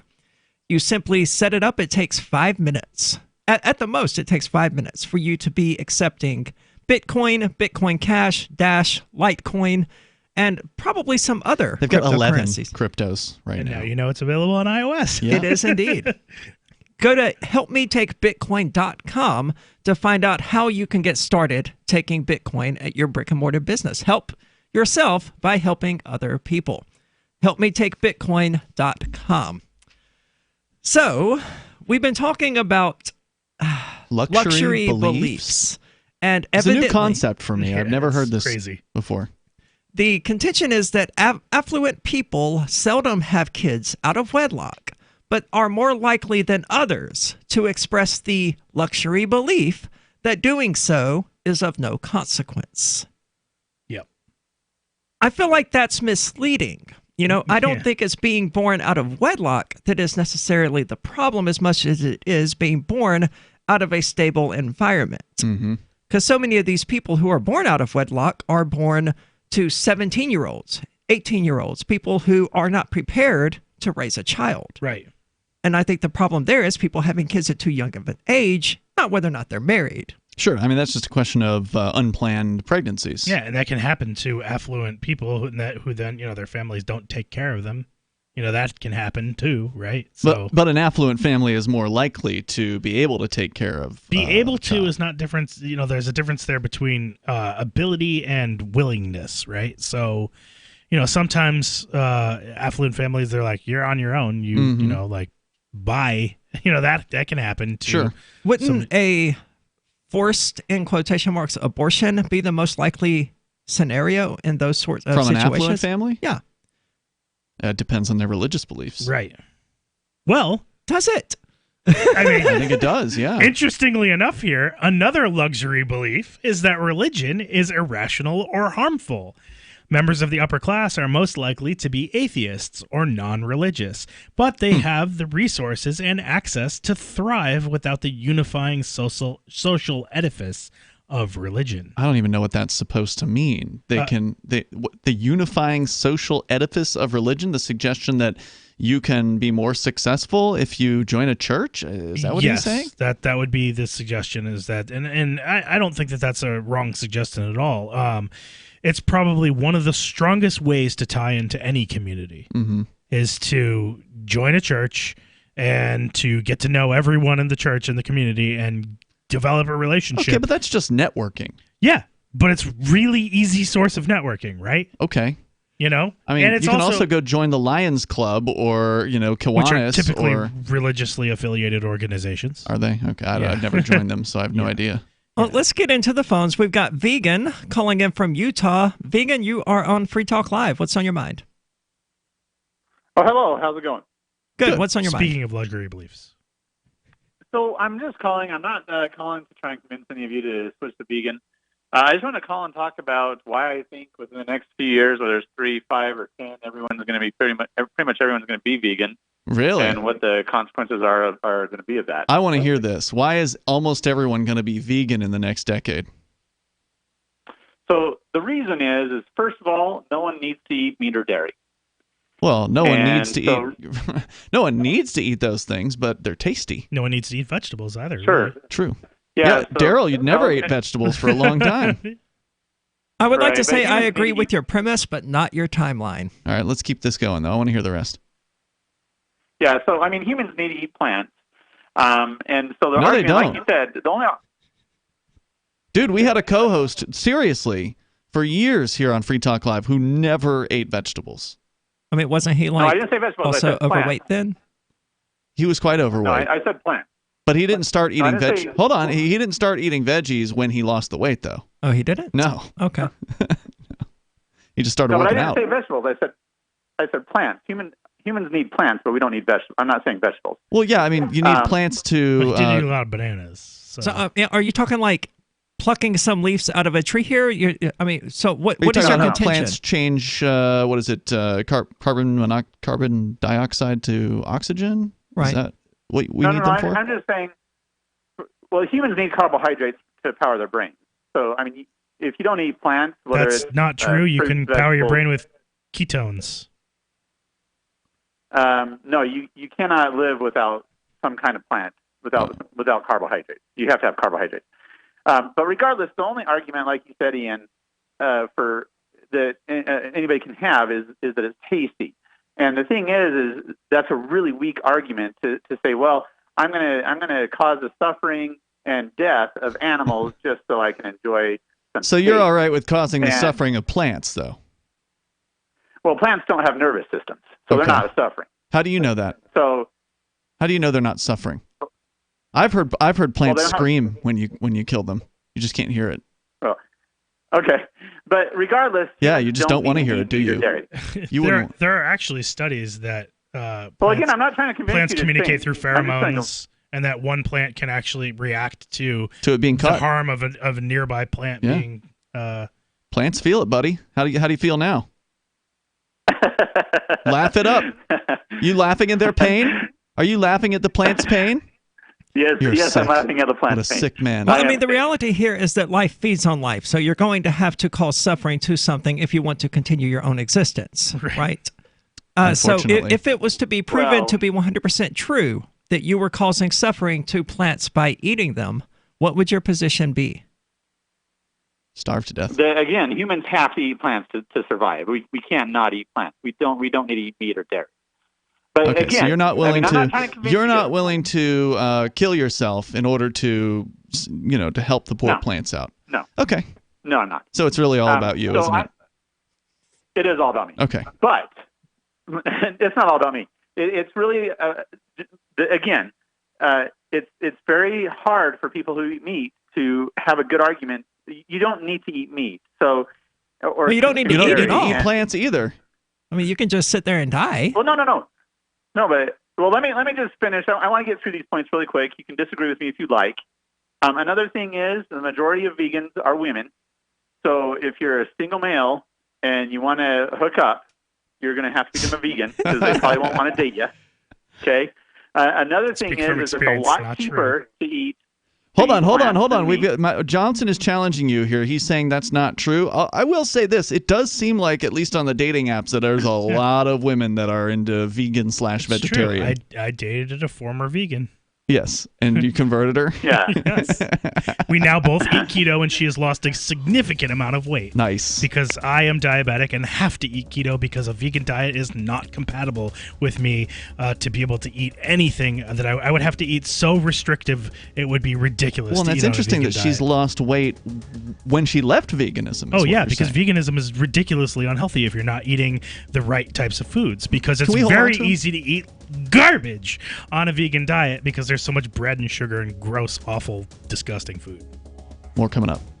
Do you have a crypto wealth advisor or coach? If so, has your cryptocurrency advisor been investing in technology stocks for over 20 years? Have they left the corporate world and retired? Or are they still trying to make a weekly paycheck? Have they produced six-figure results for their customers in the past 30 days? And very importantly, are they a member of the Digital Currency Council? Seth Maniscalco is the founder of Crypto Wealth Coach and CryptoWealthCoach.com. Seth invested in his first Roth IRA at 19 years old while living abroad and has been investing in Wall Street and technology for over 20 years. years with experience in all the money markets. By comparison, so many of these so-called crypto gurus have barely been alive for 20 years. Seth has not only experienced personal success from his own investments in crypto, he has also helped his clients earn 6- and 7-figure incomes, including helping investors make over $750,000 in EOS in 90 days and 1,225% in only 5.5 months with Chainlink. Seth has help for the small do-it-yourself guy on up to crypto whales. Increase your wealth. Visit CryptoWealthCoach.com. If you're looking for work, the person you are applying to may be even more nervous than you are. And the way things are now, your references have never been more important. Here are 3 tips. First, know that employers are checking. Every hire is under the microscope these days. Second, they won't just be checking references you provide. Figure that all of your ex-employers will get a call and be asked, would you hire him or her again? Third, assume you will be Googled. So before you apply, remove all those party animal photos from your Facebook page. Even if you're not in the job market, effective communication skills have never been more important, with money and attention so scarce now. For more tips for job seekers and getting better results in all your day-to-day communication, hit survivalspeech.com. I'm Holland Cook. What do you shop for that you could otherwise buy at Amazon? Pretty much everything, right? Amazon has competitive pricing and they deliver, and that's a big plus. If you could plan ahead in your shopping, would you be interested in saving up to 33%? There's a catch. You have to do your shopping in Bitcoin, but imagine those savings. It's like a huge raise. All you have to do is go to saveitpurse.com. We've saved thousands, and you can too. Plan ahead and save. Saveitpurse.com. The LRN.FM social media channels have been revamped. We've eliminated Facebook and focused on other platforms like Twitter and Mastodon, the decentralized alternative to Twitter. On our accounts, you'll find posts from multiple LRN.FM show hosts together in one place. Follow us on Twitter at twitter.lrn.fm, or better yet, move to the decentralized Mastodon social media platform at toot.lrn.fm, toot.lrn.fm.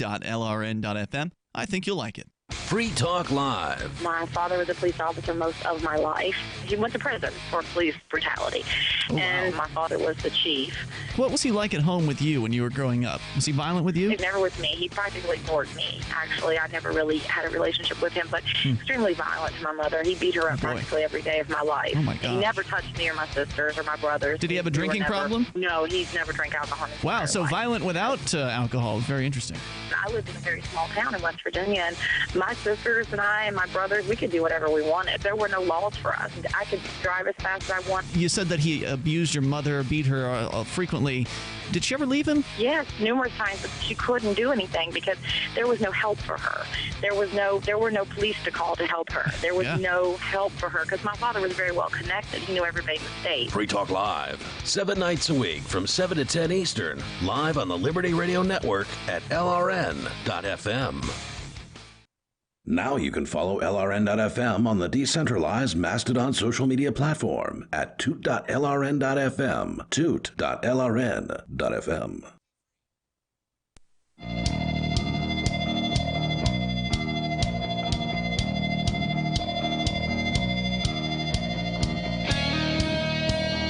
This is Free Talk Live, 855-450-3733. Are humans just rampaging, murdering animals, slaughtering and eating other animals, or can we go feast in the fields like the cattle?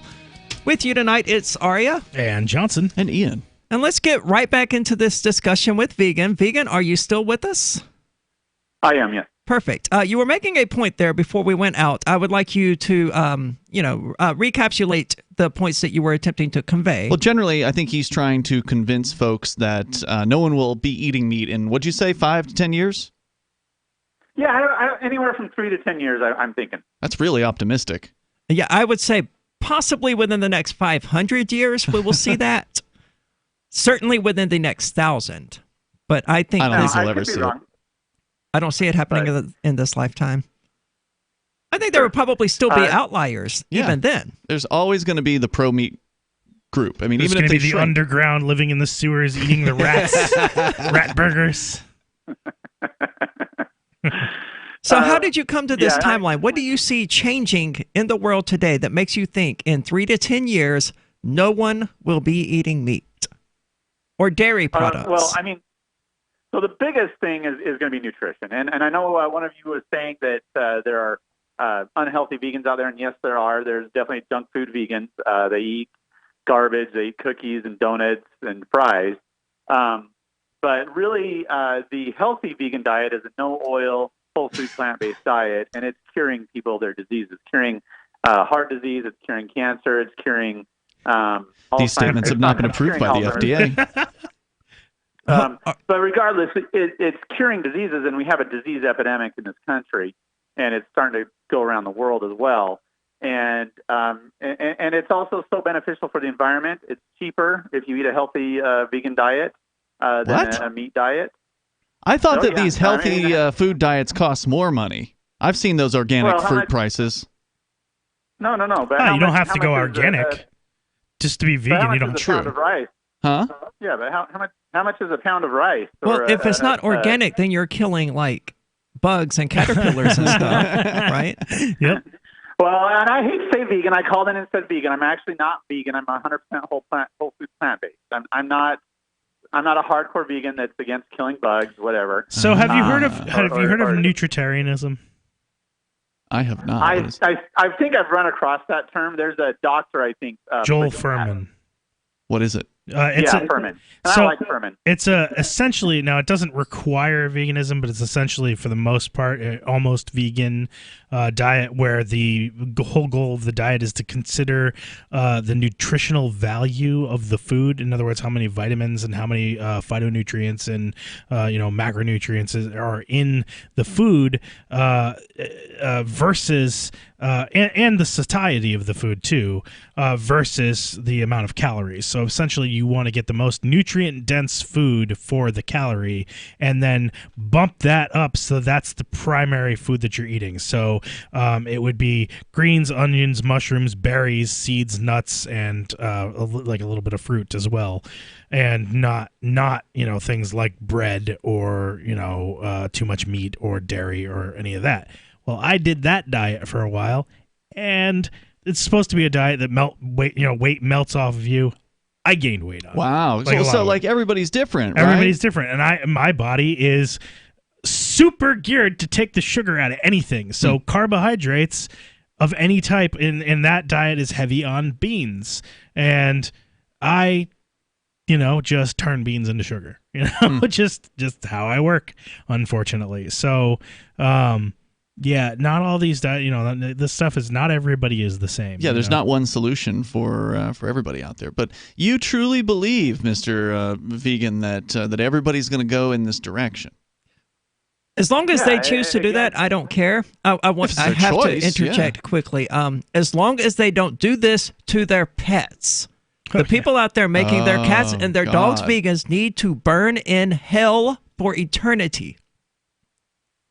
Well, dogs are actually omnivores, so they can actually eat You will kill your dog, dude. You will kill your dog. You will make it miserable, unhappy, and it will lose its hair. It will die in misery. Well, I haven't researched. I don't know if there's any essential amino acids they need from meat. Humans don't get any essential amino acids from meat, so all my research says we're herbivores. Humans and dogs are different species. Well, I'm going to tell you right now. If you're really caring about the life of the dog, just put a steak and a pile of vegetables in a room and let the dog make the decision, and then you'll find out what its diet is, right? Because you'll naturally be giving it the choice. I love it.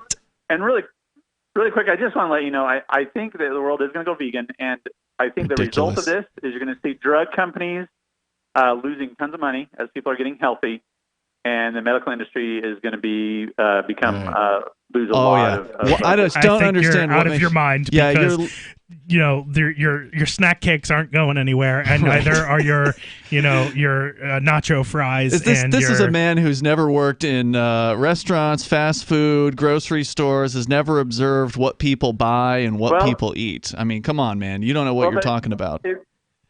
But if you look at Europe, veganism is booming there. They have they're saying 75 million vegans there now. Socialism is booming there as well. Is nothing. They'll starve one way or another. 75 million is nothing. I'm just letting you know, I think it's booming, and I think it's a great industry to get into. Regardless of whether you're vegan or not, I think it's a great industry to invest in. All right. That's all I'm saying. I definitely agree with that. Thank you for the call tonight. Well, that Beyond Burger thing blew up. I mean, their stock went crazy. I mean, there's no doubt that the vegan/vegetarian products are better now than they've been in the past. Yeah. They're going to become more competitive. The Beyond and the Impossible companies, whoever those people are, obviously they want to make their products more efficient. They want to bring the price down. They want surely they want their burgers to be the same price or cheaper than the meat version. And if you can make a vegetarian burger that is competitively tasty and competitively priced, then you will start to gain converts. Whether or not you're going to convert everybody, come on, everybody's never going to do the thing you want them to do, ever. They're never going to become libertarians. They're never going to become, vegetarians or whatever it is you want everybody to do. Life just doesn't work that way. And here's the easy libertarian answer to this, right? Why is there such a huge difference between America and Europe, right? It's the government, stupid. It always is. So what has happened? So the government in the United States has subsidized, first of all, dairy, but also corn and potatoes are the most massively subsidized vegetable. And what has happened? Oh, we turn all these things, right, that are subsidized by the government into sugar. And the difference between what has happened in Europe eats tons of meat, tons of bread, tons of cheese, right? All things that should be making them huge. What's the difference? The difference is in the United States, and this is just so flatly just obvious if you look into it at all, there is sugar added to everything. Everything. Things that you wouldn't think should have sugar in them. Sriracha, ketchup. Those are obvious, obviously have sugar. Pick up almost any salad dressing. You want to eat healthy and be a vegan? Pick up your salad dressing because your salad dressing is probably loaded with sugar. You're going to have a soup, right? It's nice, salty, delicious soup. Oh, they probably added sugar. Why? Because salt and sugar together with a combination of a little bit of fat is addictive. So everything is loaded with sugar in this country. I believe loaded with it. And I mean, that would be a sensible reason that the rates of obesity and diabetes have increased as they have throughout the last several decades. And it's a reason why nobody's going to give up on ice cream anytime soon. Yeah. I love burgers. If they have salt and sugar in them and the fat and it's making me addicted to them, that's fine. I enjoy it. Right. What's wrong with a good juicy hamburger followed by a nice ice cream cone? I mean, those are two of the best things in life. I think, though, that when you're aware of it, there's a huge difference of when it's a product that you wouldn't think it's going to be in, that they're adding sugar to secretively. Right. But he was saying dairy's going to go away, too. Right. Not just saying meat was going to go away, but also dairy's going to go away. And that, okay, well, I don't know what vegan ice cream tastes like, but I bet you... I don't want to know. Actually, it's delicious. All right, I'll believe it when I try it. 855-450-3733. What do you think about vegan ice cream?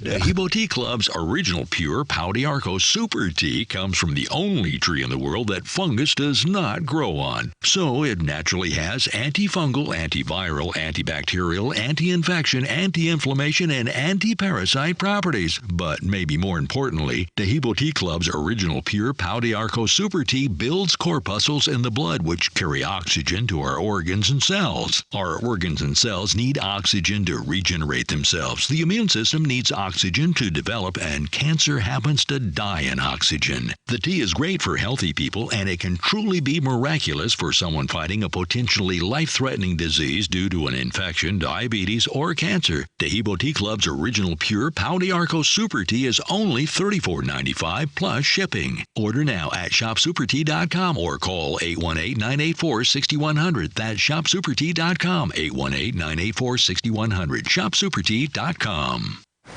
Hey, Bugsy, you hear the news about Vinny? Yeah, it's a real shame. He owed money to the IRS and they finally cut up with him. Just like Al Capone. If the IRS can get to Capone, imagine what they can do to little old Vinny, huh? Poor cat, he was on top of the world, then bada boom, bada bing. What Vinny needs now is an offer he can't refuse. Hey, you got a tax problem? Does the IRS claim you owe them a bunch of dough? They can get you too. So call the tax relief line now and learn if you qualify to negotiate your $10,000 plus IRS tax debt for up to a 75% savings. Don't be like Al or Vinny and get busted. Make this free call now. Learn how you may be able to pay the IRS less. Call now. 800-590-4930. 800-590-4930. 800-590-4930. That's 800-590-4930.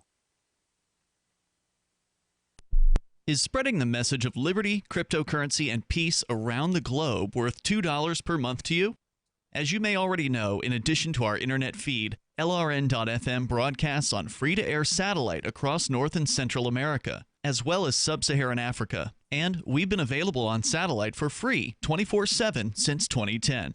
The LRN.FM free-to-air satellite signal is reaching some of the most oppressive regimes in the world, and there's no doubt our ideas are making an impact. You can learn more about the channel's impact by watching the 3-minute video at fund.lrn.fm.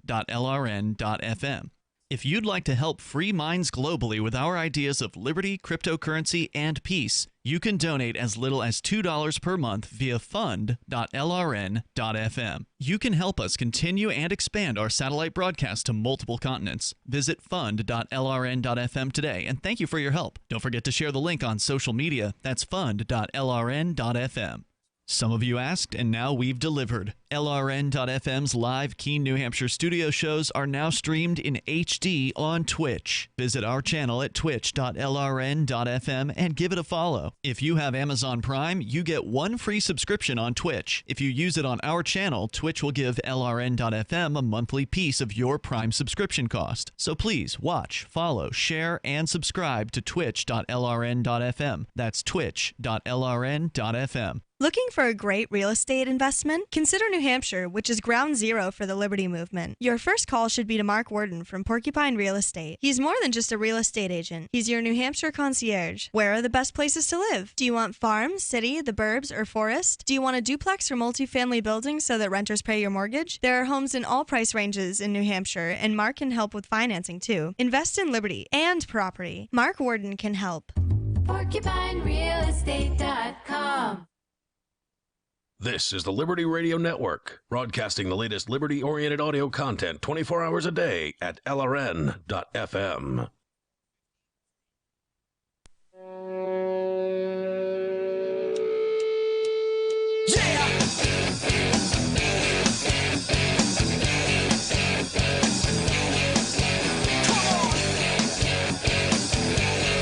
This is Free Talk Live, talk radio that you control. Call in and talk about whatever is on your mind. 855-450-3733. With you tonight, it's Aria. And Johnson. And Ian. And I think we're going to get back into the luxury beliefs later, right? I would say veganism is absolutely a luxury belief, so Yeah. absolutely. I was going to suggest that it was, but then again, if the prices keep coming down of these products, it will no longer be a luxury belief. Well, what makes it a luxury belief, as this author has characterized them, is that the upper class will talk about how great, veganism is, But they while themselves continuing, won't do it. Right.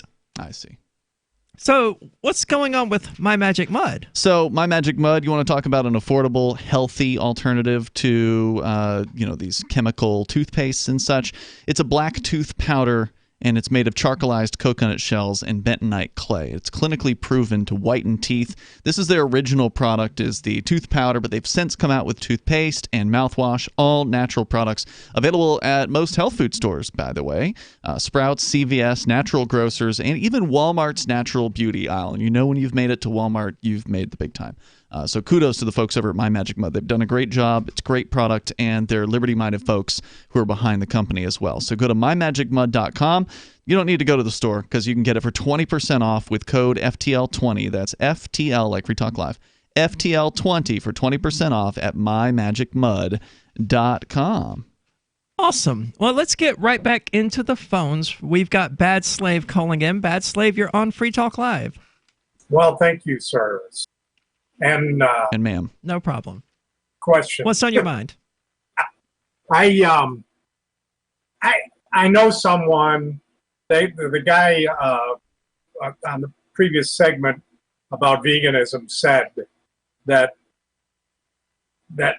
people can't survive on meat alone, or He said they can't survive without eating plants, I think is what he plants, said. right? Well, Which is there's false. a family, and they're famous. The Petersons, the Michaela and Jordan Peterson are on. I know Michaela is on straight beef diet, and I don't know that Jordan, her father, is actually taking more than just beef, but she had to use an elimination diet to find out what she could eat when she was younger. She's a very, very intelligent person, just like Jordan Peterson. And I don't know if I agree with your characterization of Jordan Peterson as very intelligent. Well, I don't know anything about him. You're not listening to him very much if you don't think he's intelligent. So that's true. I tend to avoid people who I don't think are intelligent. So what about this guy's family? I'm sorry, I missed what you were saying. They only eat meat. That they found out that their health was dependent on them eating meat exclusively. Now, aren't there diets? I mean, Johnson, you've studied a lot of these diets. Aren't there these diets where they specifically eat a bunch of meat, like bacon and whatever else? I mean, this is What's this that is called? potentially true of it's a Keto. carnivorous diet. That's keto? There's a ketogenic diet that's mostly where you're consuming less than, under 100, under 50, under 20 carbs a day, depending on the level at which you're eating at. Is that like the old Atkins diet? Atkins is much more lenient than keto is, Okay. actually. Keto is really keto. Atkins would be considered like a low carb diet, maybe in a higher protein level. Keto is specifically a high fat diet, like specifically eating a lot of fat along with fair amounts of protein and severely limiting carb intake. The woman Michaela, she just had a baby, a healthy baby, and I don't know if the baby's yet on meat only, but I would imagine not. Well, I would imagine she's breastfeeding them, so indirectly maybe meat only, and her experience. I listened to a couple of her videos, and she had an amazing discovery experience after having very, just depression and terrible health, and she had rheumatoid arthritis or something. She had joints replaced as a teenager. Jeez. So there was definitely a health problem, Mhm. and that health problem, according to her, and she looks good now, is going away, and she eats 100% beef. She doesn't even put salt and pepper on it, I don't think. That's gross. Whatever it is, it works. I mean, if she thinks that's what helped her, then that's great. Sure. Well, there's a lot to be said about the placebo effect anyway. Yeah, but that's true. Her solution, what she eats, I mean, she'll just basically take a slab of ground beef, fry it up, and eat it. This is what this woman does? I don't know how she prepares it. Maybe she eats it raw. Some people eat the stuff raw. The fact is that she did a full elimination diet. And, everything that she was eating, she took it away and saw what happened. And then she would, put it back, and eventually got down to where she could eat beef, and she was, more than fantastic. So what about you, Bad Slave? Are you going to go one direction or the other? Are you going to go all vegetarian, vegan? Are you going to go all beef, or do you like variety? I've been omnivorous all my life, and I don't see any reason why I shouldn't stay there. I'm leaning away from carbs. I've almost eliminated, bread and wheat from my diet. Has that helped you lose Oh weight? yeah, no, I during like a couple decades ago, I was so handicapped by inflammation in my hips, that I couldn't walk, and now I can get around. I ride my bicycle, and even though it's electric bike, I still have to pump the pedals, go up hills, and Cool, man. I use the pedals. Glad that's working out for you. Yeah, no, it made a huge difference, and I lost some weight, and they put me on a low carb diet when I was in jail, and I actually gained weight when I was in jail. Thanks for the call tonight. Appreciate it. I am fortunate in that I can eat whatever I want and not gain weight. So the whole dieting thing is fascinating to me because it's also true that what works for one person isn't necessarily going to work for another.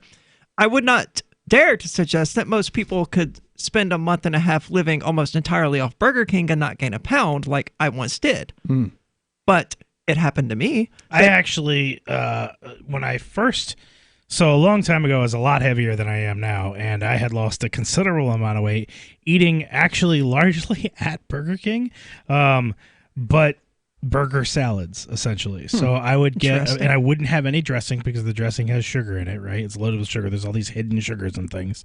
So I would get a burger with mayonnaise and just on a bed of lettuce and, occasionally, maybe some kind of vinegar or like lemon or something like that. But essentially I was having burger salads for the longest time, and that was a good way of losing weight as well. But I think it also depends on, besides just what you're eating and how much you're eating, but it also depends on your level of physical activity too. Sure. Are you doing a lot of walking? Are you doing a lot of running all the time? Well, then you're going to be able to have more calories, as your job is sitting in front of a computer screen all day and then you don't do anything else. You have to limit yourself to something. For right? sure. So, veganism may in fact be a luxury belief, to get back into that. It would seem to me that it is, because at the moment at least, veganism isn't cost effective for the lower class, for the poor. Regardless of what the caller earlier said, I know from experience that just eating vegetarian is more expensive. So I can't imagine how much more expensive it is to find a belt that isn't made out of leather, to find shoes that don't contain leather. I don't know if I agree with that, because you could, easily, rice and beans, rice, beans, maybe some basic stuff like bananas, something like that. You can get a whole lot of that stuff. But those are not healthy vegan diets. Yeah, true. I guess that's true. I'm just saying, I guess there's some staples that you could supplement with to add on top of the expensive vegetables. Meat is really pricey still. If we were going to go that far, you could just eat nothing but rice all day, every day, and technically you'd be vegan, right? It's true, right? It takes a little more than just actually caloric consumption to not, die of malnutrition. More to talk about on this subject and other awesome subjects. Apparently, the U.S. and Russia are in sort of a hot-headed match about who has the best missiles. We'll be back with those stories in just a moment. Anarchadelphia is a conference dedicated to the principles of liberty, individual sovereignty, and freedom from coercion, located in Philadelphia, the cradle of liberty. Anarchadelphia seeks to shed light on issues such as geopolitics, blockchain economics, spiritual health and wellness, as well as exposing the Earth's sacred hidden knowledge, featuring Mark Passio, Max Egan, Derek Brose, Jeff Berwick, and many more this September 13th through 15th. For info and tickets, visit anarchadelphia.com. You're not a wild animal, and you shouldn't be tagged and tracked like one. Where you go and what you do every minute of the day, tracked and recorded by your mobile phone, is often more revealing than your browser history. And tech companies make a fortune selling your location history without your consent. GoDark bags prevent location tracking and protect your privacy by instantly blocking all cell phone, GPS, and Wi-Fi signals to your mobile device. Plus, they're durable, water-resistant, and built for a lifetime of protection. Visit GoDarkbags.com/FTL. That's GoDarkbags.com/FTL. Are you tired of governments murdering people around the world? Stop using their money. There is an alternative. Bitcoin is a stateless, free market, non-political currency. Bitcoin cannot be inflated or controlled by any government. By using their money, you are helping the state. Stop doing it. You have an incredible alternative available now. Learn it, use it, spread it. Get started with Bitcoin at bitcoin.com. That's bitcoin.com. So you've heard all 3 hours of the latest episode of Free Talk Live, and you're still hungry for liberty-oriented audio content? Did you know that we have another 24/7 audio stream at LRN.FM? The Liberty Radio Network airs the latest episodes of some of the best liberty-oriented podcasts on the internet around the clock. In addition to recorded content, you'll also hear live shows like Free Talk Live, originating from our Keene, New Hampshire studio. So listen anytime at LRN.FM. That's LRN.FM. You're listening to the live edition of Free Talk Live. Hour number 3 is next after the news here on the Liberty Radio Network at LRN.FM. This is the Liberty Beat, your daily source for Liberty news and activist updates. Produced in partnership with SNLS News and listeners like you. Online at libertybeat.news and snls.news. I'm Mick Murrow with your latest edition of the Liberty Beat. Gold is trading at $1,496. Silver at $16.88. And Bitcoin is trading around $10,915. Today's prices are brought to you by InnoScale. Take off with Managed Cloud. Looking for a safe, secure way to store your important files online? Let InnoScale handle it for you. Their high availability cloud servers are the perfect solution for clients needing one or more secure, scalable servers with built-in hardware failover protection. For details, see them online at innoscale.net. In the news, just over 5 years after Eric Garner was killed during an arrest by a New York City police officer, the officer who killed him was fired on Monday. The decision came after years of unrelenting advocacy by his family and other supporters. The Mind Unleashed reports that in a long-awaited statement, New York City Police Commissioner James O'Neill announced that the NYPD had determined that Officer Daniel Pantaleo had violated department policy by placing Garner in a chokehold when arresting him in July 2014. The maneuver was banned by the NYPD 2 decades ago. In addition to his termination, Pantaleo will not receive a pension. Garner's family, including his daughter Erica, who died in 2017 at the age of 27, consistently demanded a thorough investigation of Garner's death and Pantaleo's conviction and firing. The Liberty Beat is sponsored in part by Brave Botanicals, high-quality kratom and CBD at reasonable prices with excellent customer service. Brave Botanicals is activist-owned and mission-driven and believes so strongly in the power of kratom, they're giving it away for free. Just go to freeounceofkratom.com for a free ounce of kratom delivered to your door. Just pay shipping. That's freeounceofkratom.com. This is the latest edition of the Liberty Beat. Find us online at libertybeat.news and snls.news. Your news now continues. Employees at the Manhattan Metropolitan Correctional Center, where convicted pedophile Jeffrey Epstein reportedly took his own life last week, are not cooperating with the Justice Department investigators, according to a report from Fox News. 2 senior Department of Justice officials sent by Attorney General William Barr have been on site at MCC while the agency's Inspector General investigates the situation. According to a senior DOJ official, Barr said that, quote, serious irregularities, end quote, had been uncovered at the jail. The night of Epstein's death, correctional officers did not check on the extremely high-profile prisoner for several hours before he died, despite being required to look in on him every 30 minutes. Guards are also suspected of falsifying log entries to show that they were checking as required, according to the Associated Press. In response, officials with the Federal Bureau of Prisons have been on site at MCC to assist with the investigation. After the Gibraltar Supreme Court rejected the Trump administration's effort to stop the release of an Iranian oil tanker seized by the UK last month, the Justice Department further escalated tensions with Tehran by issuing a warrant on Friday in a last-ditch bid to seize the tanker before it set sail. The Mind Unleashed reports that the warrant, unveiled by the Justice Department Friday night, states that all petroleum aboard the Grace 1 tanker and $995,000 are subject to forfeiture based on violations of the International Emergency Economic Powers Act, bank fraud statute, and money laundering statute, as well as separately the terrorism forfeiture statute. According to Al Jazeera, there was no immediate word from Britain or Gibraltar over whether they would act on the warrant, as Iran said it was sending a new crew to pilot the tanker. The UK alleged the tanker was carrying oil to Syria in violation of European Union sanctions. Support for the Liberty Beat comes from the Conscious Resistance Network, featuring videos, news reports, and articles from a spiritual anarchist perspective. Experience the Conscious Resistance at theconsciousresistance.com. How would you like to have your business featured on the Liberty Beat? You can. Just send an email to libertybeat@snls.news for details. This is the Liberty Beat, produced in partnership with SNLS News and listeners like you.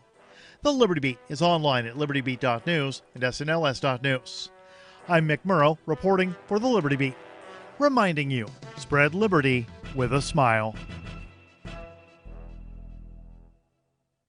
Hours spent volunteering at a local homeless shelter truly make her death at the hands of a drunk driver earlier this week all the harder to take for this school and this community. I never knew Amanda, but everywhere I went there were touching reminders of the caring friend she would have been to me had I known her. Losing Amanda was one of the hardest things I've ever had to deal with, but I knew I had to be strong for this community. I couldn't let them go through the funeral without my support. She's so much better than all of us. She was so much. She cared about so many people. She loved you so much. What's your name?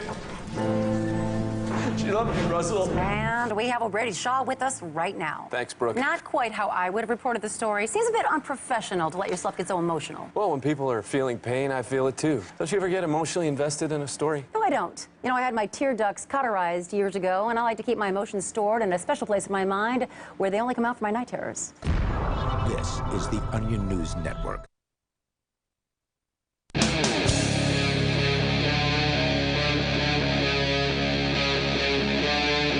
Free Talk Live.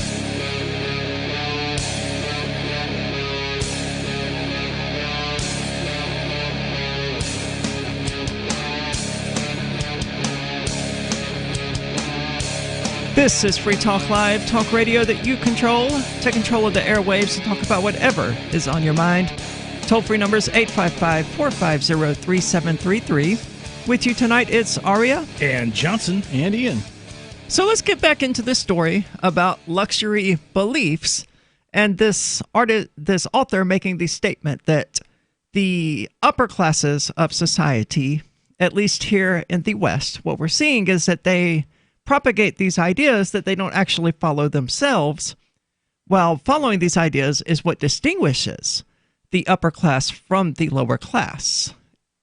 Maybe not distinguishes, that's an unfair characterization of what he said, but he's saying it's destructive to follow these practices that are being put forward by the upper class, and it's not following these and they're hypocrites because they talk about these ideas, but they don't actually put them into practice. Right.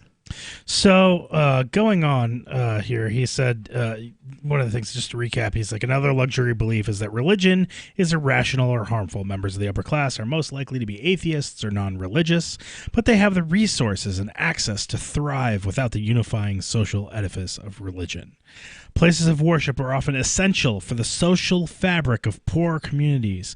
Denigrating the importance of religions harms the poor. While affluent people often find meaning in their work, most Americans do not have the luxury of a profession. They have jobs. They clock in, they clock out. Without a family or community to care for, such a job can feel meaningless. Then there's the luxury belief that individual decisions don't matter much compared to random social forces, including luck. This belief is more common among many of my peers at Yale and Cambridge than the kids I grew up with in foster care or the women and men I served with in the military. The key message is that the outcomes of your life are beyond your control. The idea works to the benefit of the upper class and harms ordinary people. But he suggests that only the upper class people believe that in the first place, and that people who are from lower class backgrounds tend to believe that it's more about hard work than random luck. He says this belief is more common among many of my peers at Yale and Cambridge. Well, remember, this is them, what they're saying that they believe in. I don't know that. Well, I think that would just be humility, right? Do you think upper class people tend to believe that it was just luck that got them there? I don't think so. No, that's what they he's tend saying. to say that. Is they? he saying that, I or don't is know. he saying that the belief is being stated as more common amongst his friends? I'm not really sure the way he's phrased this particular one. He says, then the kids he grew up with in foster care or the women and men I serve with in the military. Either way, it's luck. May or may not even be a thing that exists, but hard work is certainly beneficial to an individual. Right. And I would say that a lot of people, like, so you think about this, right? On the left, people who are wealthy, they're like, you didn't build that. Mm-hmm. It's not in your control. You didn't hard work. It is becoming right a common awesome a common belief now, right, of the elites that it's this, hard work doesn't do anything, right? Isn't it? I mean, I think that's true what he's on the trying to right say. as well. I mean, keep in mind, I'm from Mississippi, which is extremely religious, and I've seen family members post about, oh, I did all of this and all this. I'm so grateful that God gave me this job. God didn't get you that job. And what they're doing there is pointing to an external force over which they have no control, rather than claiming credit for, being rewarded for their hard work. You made the luck, right? Like you go out there and you do the work and you create opportunities, or opportunities come up based on the things that you've done. Yeah. And you see, the way you bring that up is again, why I don't necessarily agree with this article on its face, because I've seen this before, right? And especially with, obviously. When you say you've seen this before, what do you mean? This type of manipulative belief. So one of the places, not to bring up this, but one of the places that this has been very loudly professed recently, that I've heard, one of the people I've heard most loudly professing this kind of a belief system is Christopher Cantwell. Right? So, and who may or may not have a thing for trans people. It's unclear. Hold on. Now, let me see if I'm going to, let me guess at what you're going to say here about Cantwell, former host here on Free Talk Live. For listeners that don't know, he kind of made a name for himself recently, in recent years, by becoming a Nazi, which is, one of the reasons why we got rid of him, because he turned out to be a racist. But Cantwell, are you going to say holds the belief that drugs are bad, but also does drugs? Yeah, of course. Well, that would be kind of an example of luxury belief. But Cantwell is also somebody who's trying to say that the elites are trying to destroy the social structure of the country there, right? So they're but he's trying not to married. say He doesn't have a white wife. He doesn't have any white children, right? But no, he has no children. But he is also So it is. It's funny. It's almost the exact thing that this article is saying is what Cantwell is saying in the form of a luxury belief, right? It's kind of interesting because, this whole it's only the elite are trying to destroy family structure. The elite are trying to destroy religion, and there's a culture war, and it's just, this to me just sounds like a new tactic to try and reintroduce some very old arguments that have been being made for a very long time. And I think of people like Rush Limbaugh and Bill O'Reilly. There's a war on religion. There's a war on, and it's yeah, really? Is that, okay, this is just a new angle on that same kind of thing, and saying it's the elites. It's the elites that are doing this. It's just, but okay, so I still find it really interesting, and I don't totally disagree with everything that's happening here, or that's being said here.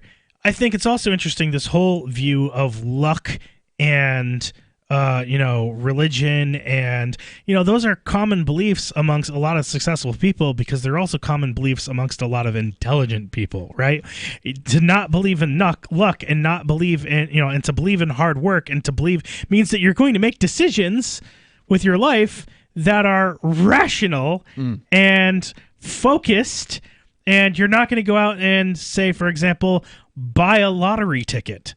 One of the it's the dumbest possible economic decision that you can make. It is, and it's heartbreaking to see people do it every single day. Many of whom are not particularly well off. Yeah. Right, exactly. And so they just, and so, these types of beliefs, the beliefs that you're gonna work hard, and you're not gonna focus on luck, you're gonna focus on making opportunities for yourself. Those aren't beliefs that are being preached because they harm the poor. That makes no sense. They're the wealthy people believe these things because that's that's the way they got there. It's not because there's some intent to harm people. Now, I will say that I don't totally discount this, because I think that there is also a possibility that there is a class, a generation of people who did get wealthy through hard work, through believing that religion is bad, believing that hard work over luck, and some of the other views that this guy covered in terms of thinking, the family values, or the family is that believing in kind of like libertarian beliefs on top of some of this other stuff, but that the message wasn't passed on in a complete way, and that there are plenty of people out there who like to parrot beliefs and will parrot things without even really understanding the meaning behind them. Hence the rise of socialism in the West. Yeah, so I think that there are plenty of people out there that might be parroting things and not actually practicing what they're parroting. And that does not necessarily mean that there's this intent, like this luxury belief privilege that's being preached. I don't know. But if there isn't, then how did that idea make its way to these people parroting it in the first place? Well, so let me finish this article out here. Let me continue on, because there's a little bit more here. Let's hold off on that for when we get back, because it digs into everyone's favorite luxury belief, white privilege. Yeah. Should be interesting. A bunch of white people are about to sit around and talk about white privilege. You do not want to miss it. 855-450-3733. Let us know what you think. Again, that's 855-450-FREE, as in Free Talk Live. Does your dog itch, scratch, stink, or shed like crazy? Come to Dynavite for help. Order a 90-day supply of Dynavite. Dynavite for life. Pick up 2 tubes of Doggo Suds. Get the 3rd tube free. Peppermint, tea tree, lavender, Doggo Sud shampoo. Made with all-natural coconut, jojoba, aloe. Great for healthy skin and soft, shiny coats. But no itchy, harsh chemicals. Lather up, rinse away. Try Doggo Suds. Buy 2, get 1 free. At Dynavite.com. DINOVITE.com. I'm crazy about My Magic Mud. This is the most important oral care product created this millennium, and I'm not kidding. We all have different opinions on politics and issues, but we all have mouths. And I want yours to be as clean as possible, with teeth as bright as they were meant to be. I will never be without My Magic Mud. It's a little surprising, but man, does it work. If you only listen to one thing I say ever, go to mymagicmud.com and get 20% off with code FTL. mymagicmud.com, code FTL. Gold has definitely been on the move recently, and there is no more secure investment historically. McIlvaney ICA has been helping people take delivery of precious metals and find storage options for decades. They've helped thousands of investors with their precious metal IRAs. Call ICA today for your free portfolio review at 800-525-9556, or download their free report online at ICAGoldSilver.com to learn how you can double your gold and silver ounces, even within an IRA. 800-525-9556, ICAGoldSilver.com. What good is living in a free society if you don't live a free life? Are you able to do whatever you really want to do? Being stuck in a job or difficult business, or being locked into a relationship with a woman you might like, but you're not free to do what you want? I'm Caleb Jones, and my staff and I have taught hundreds of thousands of men how to create location-independent income and how to date women under your terms. Go to freelifeinfo.com to download 7 free books and podcasts so you can live a life like this too. I've been told no in many different ways. I give you an order and you're going to obey it. George, you can go this way. You can do that and you have to leave here. You cannot bring signs into the rally. Walk with me. Well, I'm comfortable here, actually. Whoa, Hey, who do you think you are? Excuse me. There is no video and audio allowed in this office. No, I have work today. You ain't going to make it. Wait a minute. Hey! Oh my God! Unbelievable! Why are you running from me? Because you're scared me. What am I being detained for? You're being served. What is this? You're being served. What is this? Bureaucrats have a funny way of telling people no. That's the sound of the men working on the chain. Derek J's Victimless Crime Spree. Watch it for free and order the Director's Cut DVD at victimlesscrimespree.com.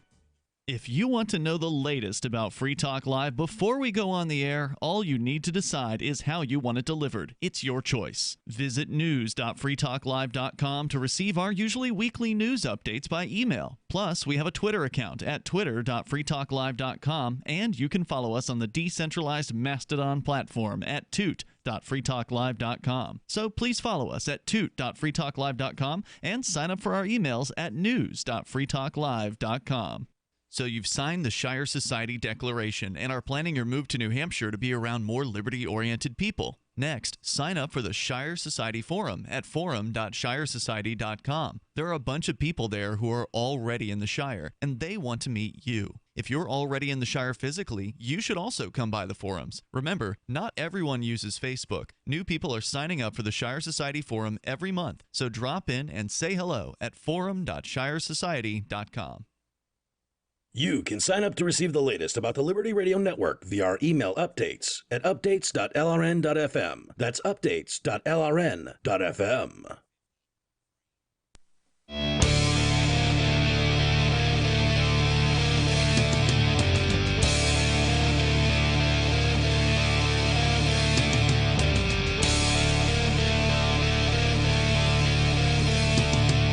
This is Free Talk Live. Talk about whatever is on your mind. Give us a call at 855-450-3733. With you tonight, it's Aria. And Johnson. And Ian.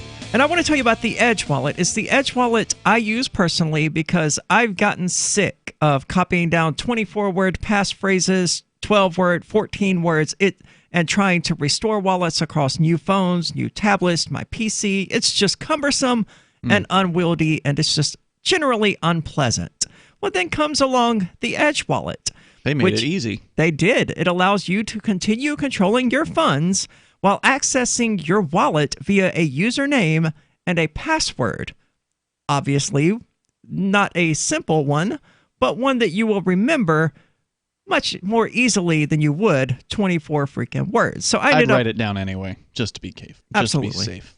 At one point, I ended up with a text document full of like 6 different sets of 24-word passphrases. I was like, I don't know which one of these. Is which? Yeah. It just became a complete nightmare. So check it out. It's available for both iOS and you're a Android. tech person. Yes. Yeah. Yeah, so it was still unwieldy. Imagine how confusing that is for somebody who's brand new to cryptocurrency. Oh, yeah. Excellent point. The Edge wallet simplifies all of that. In addition, you can, using one installation, have multiple sets of wallet. This is true. We're planning Ladies Night Out for ForkFest in 2020, so we have a Ladies Night Out wallet in Edge. So with the click of a button, I can flip back and forth between my wallet and this wallet that we're all sharing. It's incredibly convenient. You can't do that with Coinami or even the Bitcoin.com wallet. Great though it is, doesn't have that feature, and it's all done with a username and password. So go get it. That's edge.app. If you would like to check it out. It's the best wallet available for mobile devices. Yep, it's the one I use more than any other. Absolutely. Likewise. So, as promised, we're going to talk now about white privilege. What does this author have to say about it? Sure. So, after the author kind of covers this thing about, talking about the key message of one of these luxury beliefs being that it's luck over hard work. He quickly goes on to say that it's common to see students at prestigious universities work ceaselessly. I cannot speak. Ceaselessly. Prestigious universities work ceaselessly and then downplay the importance of tenacity. They perform an aw shucks routine to suggest that they just got lucky rather than accept credit for their efforts. This message is damaging. If disadvantaged people believe random chance is the key factor for their success, they will be less likely to strive. Now, he kind of also makes this all sound like some sort of a devious plot. That all of these luxury beliefs that are held by wealthy people are somehow a plot to keep poor people down. Right. Well, and this I think is part of maybe this white privilege thing. I don't know. He goes on here to say, white privilege is the luxury belief that took me the longest to understand. Because I grew up around poor whites. Often members of the upper class claim that racial disparities stem from an inherent advantages held by whites. Yet, Asian Americans are more educated, have higher earnings, and live longer than whites. I don't think that's an accurate assessment of the white privilege position. I would say they believe the disparities stem from inherited advantages held by whites, but not necessarily inherent, because that's just racist. It's white supremacy by a different name. To say, oh, well, whites have these inherent advantages, that's a simple white supremacy. There may be members of the upper class who are racist in that way. I have no doubt there are. Sure. Yeah. We made one president. So he goes on to say, I didn't do that. I didn't either. Neither did I. But he goes on to say, yet Asian Americans are more educated, have higher earnings, and live longer than whites. Affluent whites who are the most enthusiastic about the idea of white privilege, yet they are the least likely to incur any costs for promoting that belief. Rather, they believe their social standing. Rather, they raise their social standing by talking about their privilege. And this one is one of the ones that I have a hardest time arguing with too, because I do feel like that is going on a lot. Yeah, I think that's true. It's that they're like, oh, white privilege is horrible. I'm There's so bad. much white privilege. That they're really just publicly shaming themselves over this. Which is they're really trying to actually raise their own status. Yeah, I think it's mostly insidious. It's a new version of Manifest Destiny. It's the white savior complex that has been existent in some portion of the white population going back since I don't know when. Virtue signaling. That's the word, yeah. It's the same thing that motivated Andrew Jackson to say, oh, we have to go and educate these people of the Philippines, manifest destiny, all of that kind of nonsense. Yeah. It's, the black people, they can't lift themselves up out of poverty. They need us. Yeah. And then it's nonsense. And then that's the most harmful possible thing that can happen is not fostering work and just trying to poorly manage charity. So he says here, in other words, upper-class whites gain status by talking about their high status. When laws are enacted to combat white privilege, it won't be the privileged whites who are harmed. Poor whites will bear the brunt. Well, first of all, I don't know what he's got in mind for laws to combat white privilege, but that sounds pretty scary. It does. Yeah. Well, I would be interested to know what sort of examples he has in mind. He doesn't list any. Probably, I would guess things like affirmative action. Mm-hmm. Reverse racism. Yeah, reverse racism type laws. He says it's possible that affluent whites don't always agree with their own luxury beliefs, or at least have doubts. Maybe they don't like the ideological fur coat that they're wearing, but if their peers punish them for not sporting it all over town, they will never leave the house without it again. Because, like with diamond rings or designer clothes of old, upper-class people don a luxury belief to separate themselves from the lower class. These beliefs, in turn, produce real, tangible consequences for disadvantaged people, further widening the divide. Just as fashionable clothing will soon be outdated, so will today's fashionable beliefs. In the future, expect the upper class to defame even more values, including ones that they hold dear, in their quest to gain top dog status. Now, it's an interesting theory. I want to say this. So Rob Henderson, right, is Rob K. Henderson, who served in the Air Force, is a PhD candidate at the University of Cambridge. This is what the article ends with. Yeah. He mentions going to Ivy League school. So I thought it was interesting because he also earlier said that he was adopted. So I just was like, okay, so I want to find out what is this. So he's a PhD candidate for psychology. He's a psychologist. So I looked into this because I was like, this is a really interesting story, and it's talking about philosophical beliefs. It's in the New York Post. This is a rare incidence of somebody who's a little different. So I wanted to see like a little bit more information. So I'm like, what other stories has Rob K. Henderson written for the New York Post? Nothing. He's never written for the New York Post before. This is his first story, and it's really good. Interesting. So I was like, okay, so who is this guy then? So I look up, apparently he's former writer for the New York Times, and I went to read, and what do you think this guy's background is, besides just the He's a lefty. Well, no, actually, he's conservative. He talks about coming to conservatism because he went through the foster care system through multiple different people who parts of his name all come from people who have all abandoned him. Oh, wow. And, he became a conservative. So this is like he's basically espousing this in the same exact way that Cantwell would be espousing these type of beliefs. So I just thought it was kind of interesting. Weird history. White privilege, is it real? 855-450-3733. You have a crypto wealth advisor or coach? If so, has your cryptocurrency advisor been investing in technology stocks for over 20 years? Have they left the corporate world and retired? Or are they still trying to make a weekly paycheck? Have they produced six-figure results for their customers in the past 30 days? And very importantly, are they a member of the Digital Currency Council? Seth Maniscalco is the founder of Crypto Wealth Coach and CryptoWealthCoach.com. Seth invested in his first Roth IRA at 19 years old while living abroad and has been investing in Wall Street and technology for over 20 years with experience in all the money markets. By comparison, so many of these so-called crypto gurus have barely been alive for 20 years. Seth has not only experienced personal success from his own investments in crypto, he has also helped his clients earn 6- and 7-figure incomes, including helping investors make over $750,000 in EOS in 90 days and 1,225% in only 5.5 months with Chainlink. Seth has help for the small do-it-yourself guy on up to crypto whales. Increase your wealth. Visit CryptoWealthCoach.com. This is a special alert for business owners, consultants, coaches, folks planning retirement, entrepreneurs, and anyone who is saving and investing to build a financial future. You are likely aware that financial privacy for most people has recently died a miserable death. And let's face it, without privacy, there really is no security, is there? Bankrupt governments and banks on the verge of collapse are perhaps the biggest threat to your financial future today.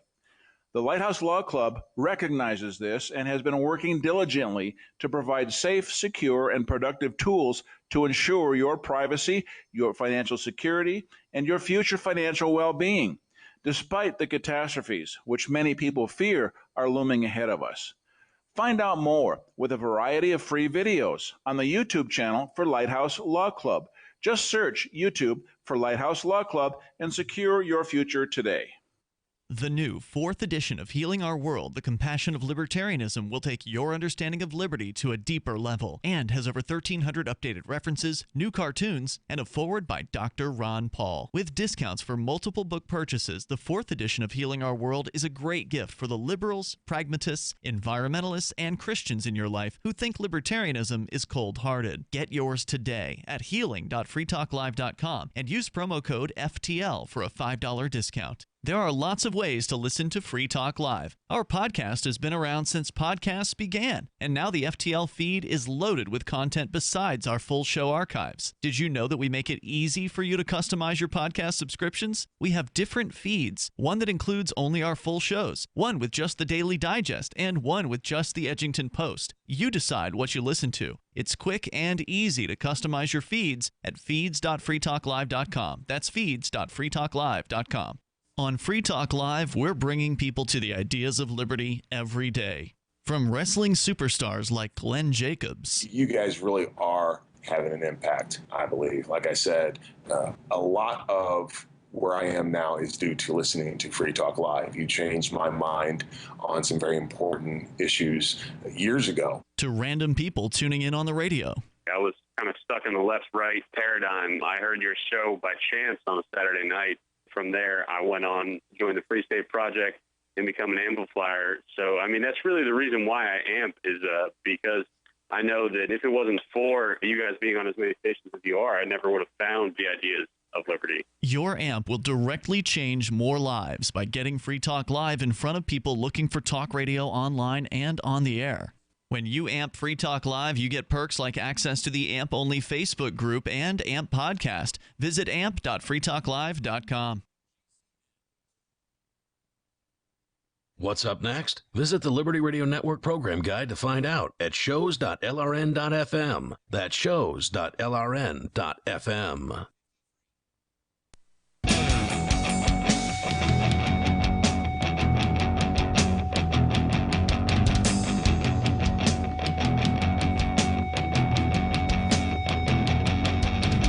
This is Free Talk Live, talk radio that you control. You can talk about whatever is on your mind by using the toll-free number at 855-450-3733. With you tonight, it's Aria. And Johnson. And Ian. And for years, libertarians of all stripes have wanted a directory of liberty-minded businesses, places where they can go to find people in their area who are doing liberty-oriented things. Well, we finally have one. It's liberty.menu.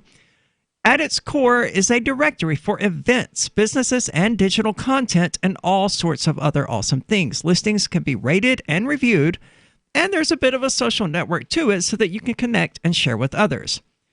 But however, you need to be aware that use of liberty.menu is exclusively for individuals who reject the initiation of force and those who abide by the ethics of the non-aggression principle. So go put your voluntarist ideas into action at liberty.menu and use the code FTL to get a special badge because it's not a coupon code or anything like that. There's no cost associated with liberty.menu, but you do get an awesome little badge. So use the code FTL at liberty.menu. So, mass shooters are a problem, at least so we're told.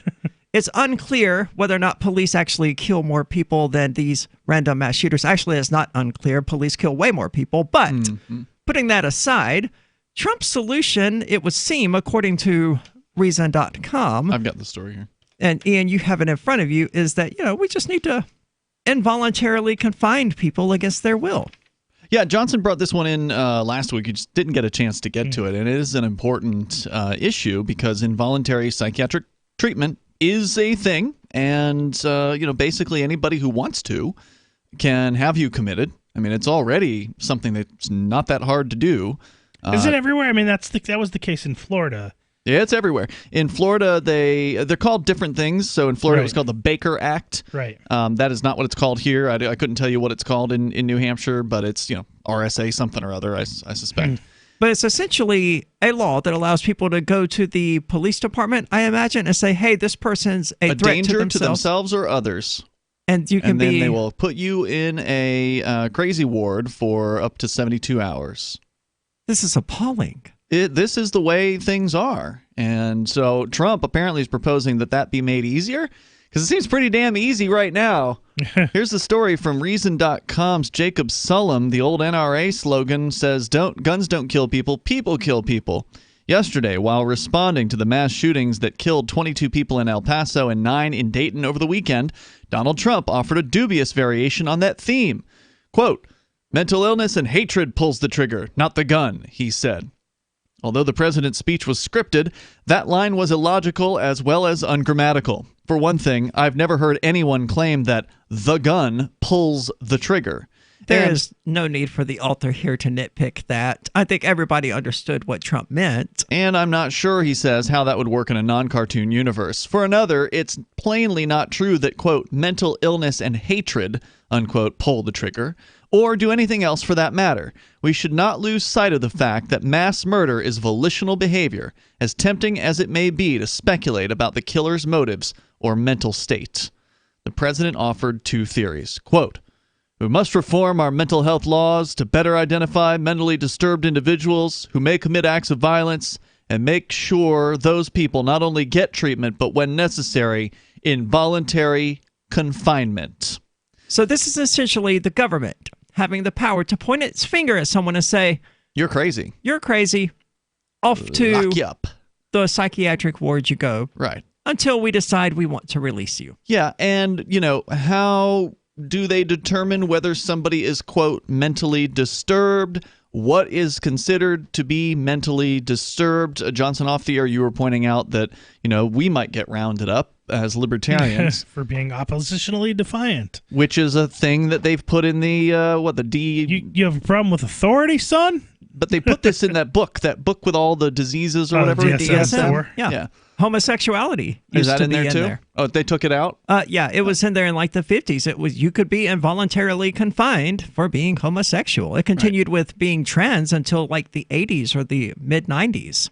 So, anybody that's cheering this on, if there are Republicans who are cheering this on, they should probably be very, very concerned because if you give the government or if the government takes this level of power over making it easier to involuntarily commit somebody, then it's only a matter of time before it's used against you. Absolutely. But I mean, see, they're picturing it used to own the libtards, right? They're those going, socialists. Oh, yeah, liberalism is a mental illness, is what they love to say. Okay, well, let's pass a law allowing us to point our finger at somebody and call them mentally ill. Just what we need is re-education camps in the United States, because that's what we'd be talking about. Oh, well, he's Trump. We would have the best education camps. So Trump also decried the, quote, racist hate that seems to have inspired the El Paso shooter. In practice, those two explanations may be hard to disentangle. Quote, these are sick people, said Trump's chief of staff Nick Mulvaney on ABC News recently. He added that, referring to the El Paso shooter, quote, you cannot be a white supremacist and be normal in the head, unquote. Mulvaney thereby demonstrated the malleability of psychiatric diagnoses and the danger of letting them determine who shall be free and who shall be subject to involuntary commitment. Well, what is normal? You know, I don't think it's normal in the head to be a white supremacist. I don't think it's necessarily dangerously insane, but normal to my experience, certainly not. It's abnormal for sure. Being trans, equally abnormal. But I don't Being think that people libertarian. who are abnormal should be locked in a crazy ward. I agree entirely. I think that using those words in this context of, oh, well, he's mentally ill because they're different. That's ultimately all it is the government having the power to point at people and say, you're different? No, we're going to kill you then. Which... No, it's re-education camp. They're not going to kill you right away. If you resist the re-education... Then they'll kill you. Yeah. Yeah, that's true. I mean, this is what the Chinese government's doing right now to the Uyghurs, the Muslims in northwest China. Mulvaney demonstrated the malleability of psychiatric diagnosis and the danger of letting them determine who shall be free and who shall be subjected to involuntary confinement. Under current law, shaped by civil libertarian concerns about that danger, states generally have to show by, quote, clear and convincing evidence, unquote, that a candidate for commitment because of mental illness poses a danger to himself or others. This would be after the mandatory 24 to 72 hour observation period. After the 72, correct. So just on the say-so of somebody else, you can be involuntarily committed for up to 72 hours. And they take all your guns and your right to defend yourself away from yourself. Well, they take you and put you in a crazy ward for sure. Right. And then you're saying maybe after the fact they would do that? Well, certainly during that time, because you're in the crazy ward. For Well, they definitely would with the rise of what they want, the red flag laws, which is just the accusation of being a threat. I think that in order to take your guns, they'd probably have to have a court hearing in that case, Johnson, permanently to take your guns. But to keep you in the crazy ward after 72 hours, they generally have to go in front of a judge and then make their argument to prove their case that you are a danger to yourself or others. And so that's part of what the 72 hours is for, is for observing your behavior. And that's sorry, go ahead. Well, in California, we see something very similar where if you're charged with any sort of domestic violence, whether you're guilty or not, if your wife simply says you hit her, you receive a letter saying that you have 24 hours to sell every single weapon in your possession. Wow. And you have to present that to the court. You have to present the receipt showing that you sold it simply by the accusation. That's crazy. Get out of California. Get out of California. And essentially what they're arguing here is that this should be broader, not simply including domestic violence in California, but anything the government says is a danger. Yeah. A belief in white supremacy or any other abhorrent ideology is not enough to meet the test of posing a danger to yourself or others, even though it might occasionally motivate murderous violence. The risks of going down that road should be obvious to anyone who values freedom of conscience and freedom of speech. There's more. I don't know if I would want to agree. It seems like, and there's probably a pretty strong connection between abhorrent ideology and it going down a road leading to murderous violence. There are connections. I don't know how blatant they are or how definitive they are. It could be possible there are peaceful white supremacists. I would say most of them are, by the evidence. 855-450-3733, 855-450-FREE is in freedom.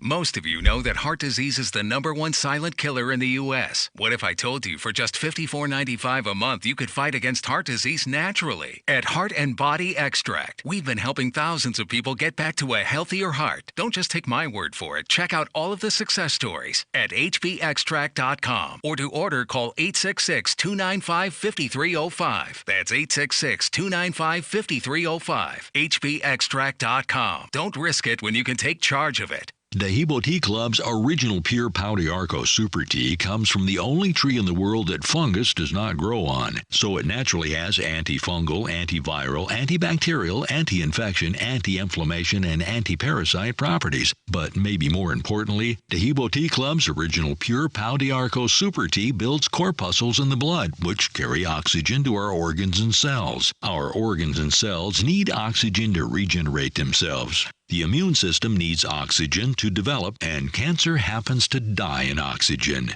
The tea is great for healthy people and can truly be miraculous for someone fighting a potentially life-threatening disease due to an infection, diabetes, or cancer. Dahibo Tea Club's original pure Pau d'Arco Super Tea is only $34.95 plus shipping. Order now at shopsupertea.com or call 818-984-6100. That's shopsupertea.com or call 818-984-6100. shopsupertea.com. Anytime, any place, anywhere, radio remains the most intimate of all forms of media. At home, at work, in the car, on smartphones. Over 90% of consumers still listen to radio every week. That makes choosing radio as a place to advertise your business one of the best decisions you can make. Email advertise@gcnlive.com and partner up with an experienced GCN representative. Advertise@gcnlive.com. Easy, affordable, effective. The Free State Project has reached its goal of 20,000 liberty lovers who've pledged to move to New Hampshire and get active to achieve liberty in our lifetime. Perhaps you're trying to figure out what part of New Hampshire should be your destination. If so, consider Keene. You'll find more than 150 reasons to move to Keene at move.freekeene.com. Keene is famous for its historic, publicity-generating activism, as well as being the liberty media capital of the world. It's home to freekeene.com, New Hampshire's destination for liberty activism, news, and opinion. For years, we've been compiling over 150 reasons to move to Keene at move.freekeene.com, where you'll learn about some of what's happening here and what makes Keene a great place to live. If you love liberty, you'll probably enjoy anywhere you end up in the Shire. But do your due diligence first. Please visit move.freekeene.com for the full list of over 150 reasons to move to Keene. That's move.freekeene.com. LRN.FM now has a Discord. Discord is a free text and voice chat platform, and we now have our own server with a bunch of channels at discord.lrn.fm. You can join other listeners as they chat about various things during our live shows, or anytime, day or night. Discord software is available cross-platform, so you can have it on whatever device you want and take your chats anywhere. Join our Discord at discord.lrn.fm. That's discord.lrn.fm. Cell 411 is a free app for Android and iOS that replaces government-controlled 911. Cell 411 allows you to preset a group of friends or private organizations to show up at any emergency. Cell 411 is a nightmare for the state because it proves their so-called services aren't needed. Cell 411 has had thousands of installs, and of course it's covered by the BIPCOT no government license. Cell 411 because your friends won't shoot you when you're in trouble. Without the government, who would build the emergency services? You and Cell 411. Get it today at getcell411.com. Join the LRN.FM Discord for live chat 24/7 at discord.lrn.fm. That's discord.lrn.fm.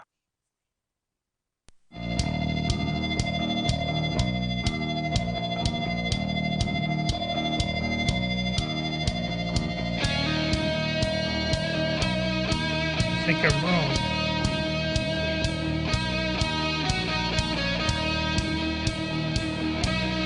This is Free Talk Live, talk radio that you control. If you call quickly, you can still get in on the air with us. Give us a call at 855-450-3733. With you tonight is Aria. And Johnson. And Ian.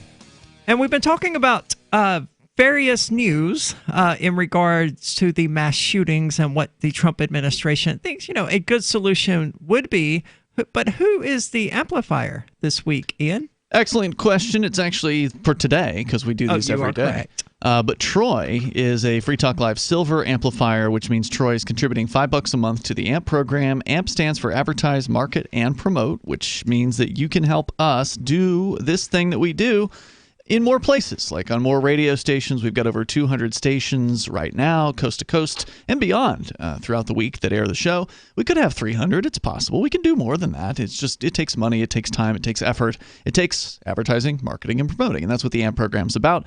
Plus, maybe spreading our footprint, if you will, on the internet as well. So please go to amp.freetalklive.com, and you can support the show as well. You can do it with PayPal, you can do it with credit card or Bitcoin BTC. It's amp.freetalklive.com. So we've been talking about Donald Trump suggesting recently, with all the continuing shootings, that maybe it should be easier to put people into a crazy ward under involuntary psychiatric treatment conditions. And that's a pretty scary... I've been involuntarily committed. Have you? I have. Me or too. a suicide attempt. Me too. Well, mine wasn't a suicide attempt. Mine was going crazy. That's unfortunate. Yeah. Well, it was... Well, they would say mine was too then. And was it? No. No, it was quite rational. Absolutely. In your mind? Yeah. Well, are you They glad didn't that you wanna hear didn't do it? Are you glad you didn't kill yourself? I'm neither glad nor unhappy. Well, I'll say I'm glad. There were some things that influenced your particular trip into craziness. Yes, like lack of sleep for days. Lack of sleep induced by an acid trip where I decided that time didn't exist anymore and didn't need to sleep. There you go. So, yeah, kids, don't not go to sleep. It's very important for you to sleep. But anyway, yeah. So I just like to say, Aria, I'm glad that you're still here. Thanks. So I appreciate glad that. you weren't able to kill yourself. And maybe if you hadn't been committed, maybe you would have. True. So I don't think that's the case, but... And I will say this: time is not real. It is just a construct. But you still need to. You still need to sleep. You still need to sleep. Yep, I learned my lesson. Very, very hard lesson, but I did learn it. Anyway, going on here. So talking about what Reason.com has to say about this, and they say that while Trump seems to think it should be easier to lock people up and forcibly subject them to psychiatric treatment, the clear and convincing standard of proof is, according to the Supreme Court, required by the Fourth Amendment. The thing to be proven, however, varies from state to state, so there is some room for adjustment there. Under Florida's Baker Act, for example, the state has to show by clear and convincing evidence that there is a, quote, substantial likelihood, unquote, a candidate for commitment will, because of mental illness, quote, inflict serious bodily harm, unquote, on himself or others in the near future. Alabama similarly requires, quote, a real and present threat of substantial harm to self and or others. Massachusetts, by comparison, requires, quote, a substantial risk of physical harm, unquote, to self or others, without reference to timing. And New York's standard is similar. Oh, those are scary standards. Correct. That could be, oh, well, you felt suicidal 6 years ago or whatever. You're going to be involuntarily committed. When Trump says we should, quote, reform our mental health laws to better identify mentally disturbed individuals who may commit acts of violence, unquote, he may have in mind loosening the standards for commitment by reducing the requisite level of risk or imminence of harm. But that would not really better identify potential killers. It would just cast a wider net, ensnaring more harmless people as well as more people with, perhaps, more homicidal tendencies. So the idea, I mean, if we want to do that, if that's what the Trump administration wants to do, that involuntarily confine everyone and you will have the biggest net you need, right? That's essentially what they're arguing. Well, so is this, right?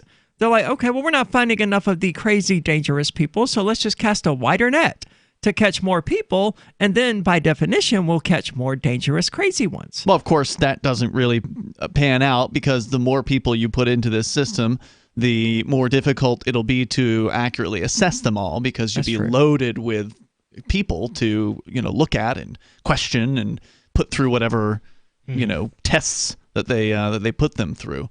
And, of course, that would be an excuse to grow those bureaucracies, right? Oh, well, we've got more people coming into the state hospital, so now we need to build more wings and make this place larger so we can serve these customers. I imagine the end result would be something like psychiatrists being in every public school throughout the country, so that if they find someone who is disobedient to the established authorities, oh, look, we can get them now. Let's put Johnny in the camp for the weekend. Yeah, he'll love it. Let's go to the phones. We got David from New Mexico calling. David, you're on Free Talk Live. you're making the points that I was going to make. You can't have a system like that because the totalitarian governments have used the mental hospital thing, the allegations of being crazy in order to lock up their opponents forever. The far left communist has done it, and the far right totalitarian fascist has done it. Well, then what do you mean you can't do that? That's what they've done, so they could do it again. What I'm saying is we can't allow it. We can't allow them to gain any ground on going back that direction because it endangers all of us. And they've already proved, powers that be, when people get into power, whether they're left or right, they use that. And so we can't allow them to do that. It's a scary idea because, these guys, the only solution they have is to drug people up, right? So if they determine that something is wrong with you, you've got the wrong belief system, they will likely force drugs upon those people while they're in captivity. They have a million things that they can do to block you. First of all, there's criminal law and there's civil law. And the reason that they want to make these kind of laws to lock people up involuntarily is because they don't want to have to come up with the evidence to a criminal standard in order to convict somebody in a criminal court in order to lock them up either in a mental institution or in a prison. And so what they do is they go on the civil side of law and they write a civil law that says that we're going to lock you up because you're crazy, or we're going to take your guns because you're crazy. Or in my case, they disappeared my children 12 years ago. So here's a real example, whether involuntary commitment for your mental state, or whether taking your guns under red flag laws, or separating you from your children. They'll write civil law in order so that they don't have to meet a criminal standard in order to separate you from what they want to separate you from, whether that's liberty, meaning freedom, or if they want to separate you from your gun, or if they want to separate you. Yeah. And good luck fighting it if you can't afford a bevy of attorneys, high dollar attorneys. Good luck going up against these civil attacks. Right. I'm living proof. I've been fighting for 12 years, and the case is still alive. I'm still fighting, and I still haven't been reunited with what belongs to me, nor my children with what belongs to them. So it's a perfect example of what they can do already, to you, and they will what they can do now, and they are doing now, and this will make this so much worse. Any kind of also. Go ahead. I'm sorry. One final point is when they do it the way that they're proposing to civilly commit somebody, or to civilly take their children away, or civilly take their guns away, as opposed to criminally. In a criminal situation, they have to come up with the evidence to prove their case before you're subject to their law. On the civil side, they subject you to the punishment before they ever make the case. And what that means is that it's arbitrary, it's capricious, and on a criminal side, you have a lot better chance of having an objective standard applied to you. It's still not good, but on the civil side, what you're doing is you're getting therapists in there to use their subjective opinion as opposed to an objective opinion or objective evidence. Yes, they'll say, well, we have objective psychological testing that we've done, and I would argue that even their psychological testing is not objective. Skewed. Yeah, for sure. Good call. Thanks for sharing that with us here tonight. For what it's worth, according to Reason, Columbia psychiatrist Michael Stone estimates that 1 in 5 mass murderers shows evidence of psychosis. That doesn't necessarily mean mental health specialists would have deemed them dangerous enough for commitment. Quote, over 30 years of commentary, judicial opinion, and scientific review argue that predictions of danger lack scientific rigor. You just can't really scientifically say anything about what somebody might do. But we'll be able to, in the future, with all of the data mining going on, we will have AIs and algorithms that can scan through people's Facebook profiles and say, oh, this person is overwhelmingly likely to be a mass shooter. Let's involuntarily confine them now. In fact, they even link to a story that talks about how psychiatrists are terrible at predicting violent behavior. So this is a pretty scary, box to open. Thanks for listening. Be sure to check out the show later in the full archives at freetalklive.com. Once more, that's freetalklive.com. Anarchadelphia is a conference dedicated to the principles of liberty, individual sovereignty, and freedom from coercion, located in Philadelphia, the cradle of liberty. Anarchadelphia seeks to shed light on issues such as geopolitics, blockchain economics, spiritual health and wellness, as well as exposing the Earth's sacred hidden knowledge, featuring Mark Passio, Max Egan, Derek Brose, Jeff Berwick, and many more this September 13th through 15th. For info and tickets, visit anarchadelphia.com. You're not a wild animal, and you shouldn't be tagged and tracked like one. Where you go and what you do every minute of the day, tracked and recorded by your mobile phone, is often more revealing than your browser history. And tech companies make a fortune selling your location history without your consent. GoDark bags prevent location tracking and protect your privacy by instantly blocking all cell phone, GPS, and Wi-Fi signals to your mobile device. Plus, they're durable, water-resistant, and built for a lifetime of protection. Visit GoDarkbags.com/FTL. That's GoDarkbags.com/FTL. Are you a cryptocurrency advocate? The Crypto Tip is the ideal outreach tool to help new people discover cryptocurrency. It's a printable business card-sized tip that you can give to service providers, preferably in addition to a good cash tip. When the server scans the QR code, it'll bring up an explanation of cryptocurrency, how to install a wallet, and allow them to claim the tip. If they don't claim the crypto, you get your tip refunded to you after a time period you specify. Plus, if they do claim the tip, you get an email alert. Create as many tips as you want at cryptotip.org. That's cryptotip.org.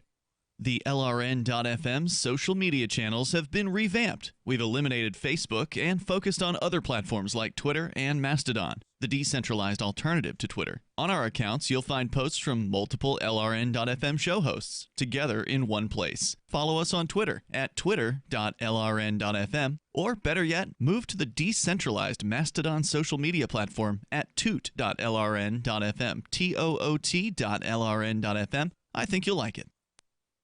The latest episode of Declare Your Independence with Ernest Hancock is next after the news on the Liberty Radio Network at LRN.FM.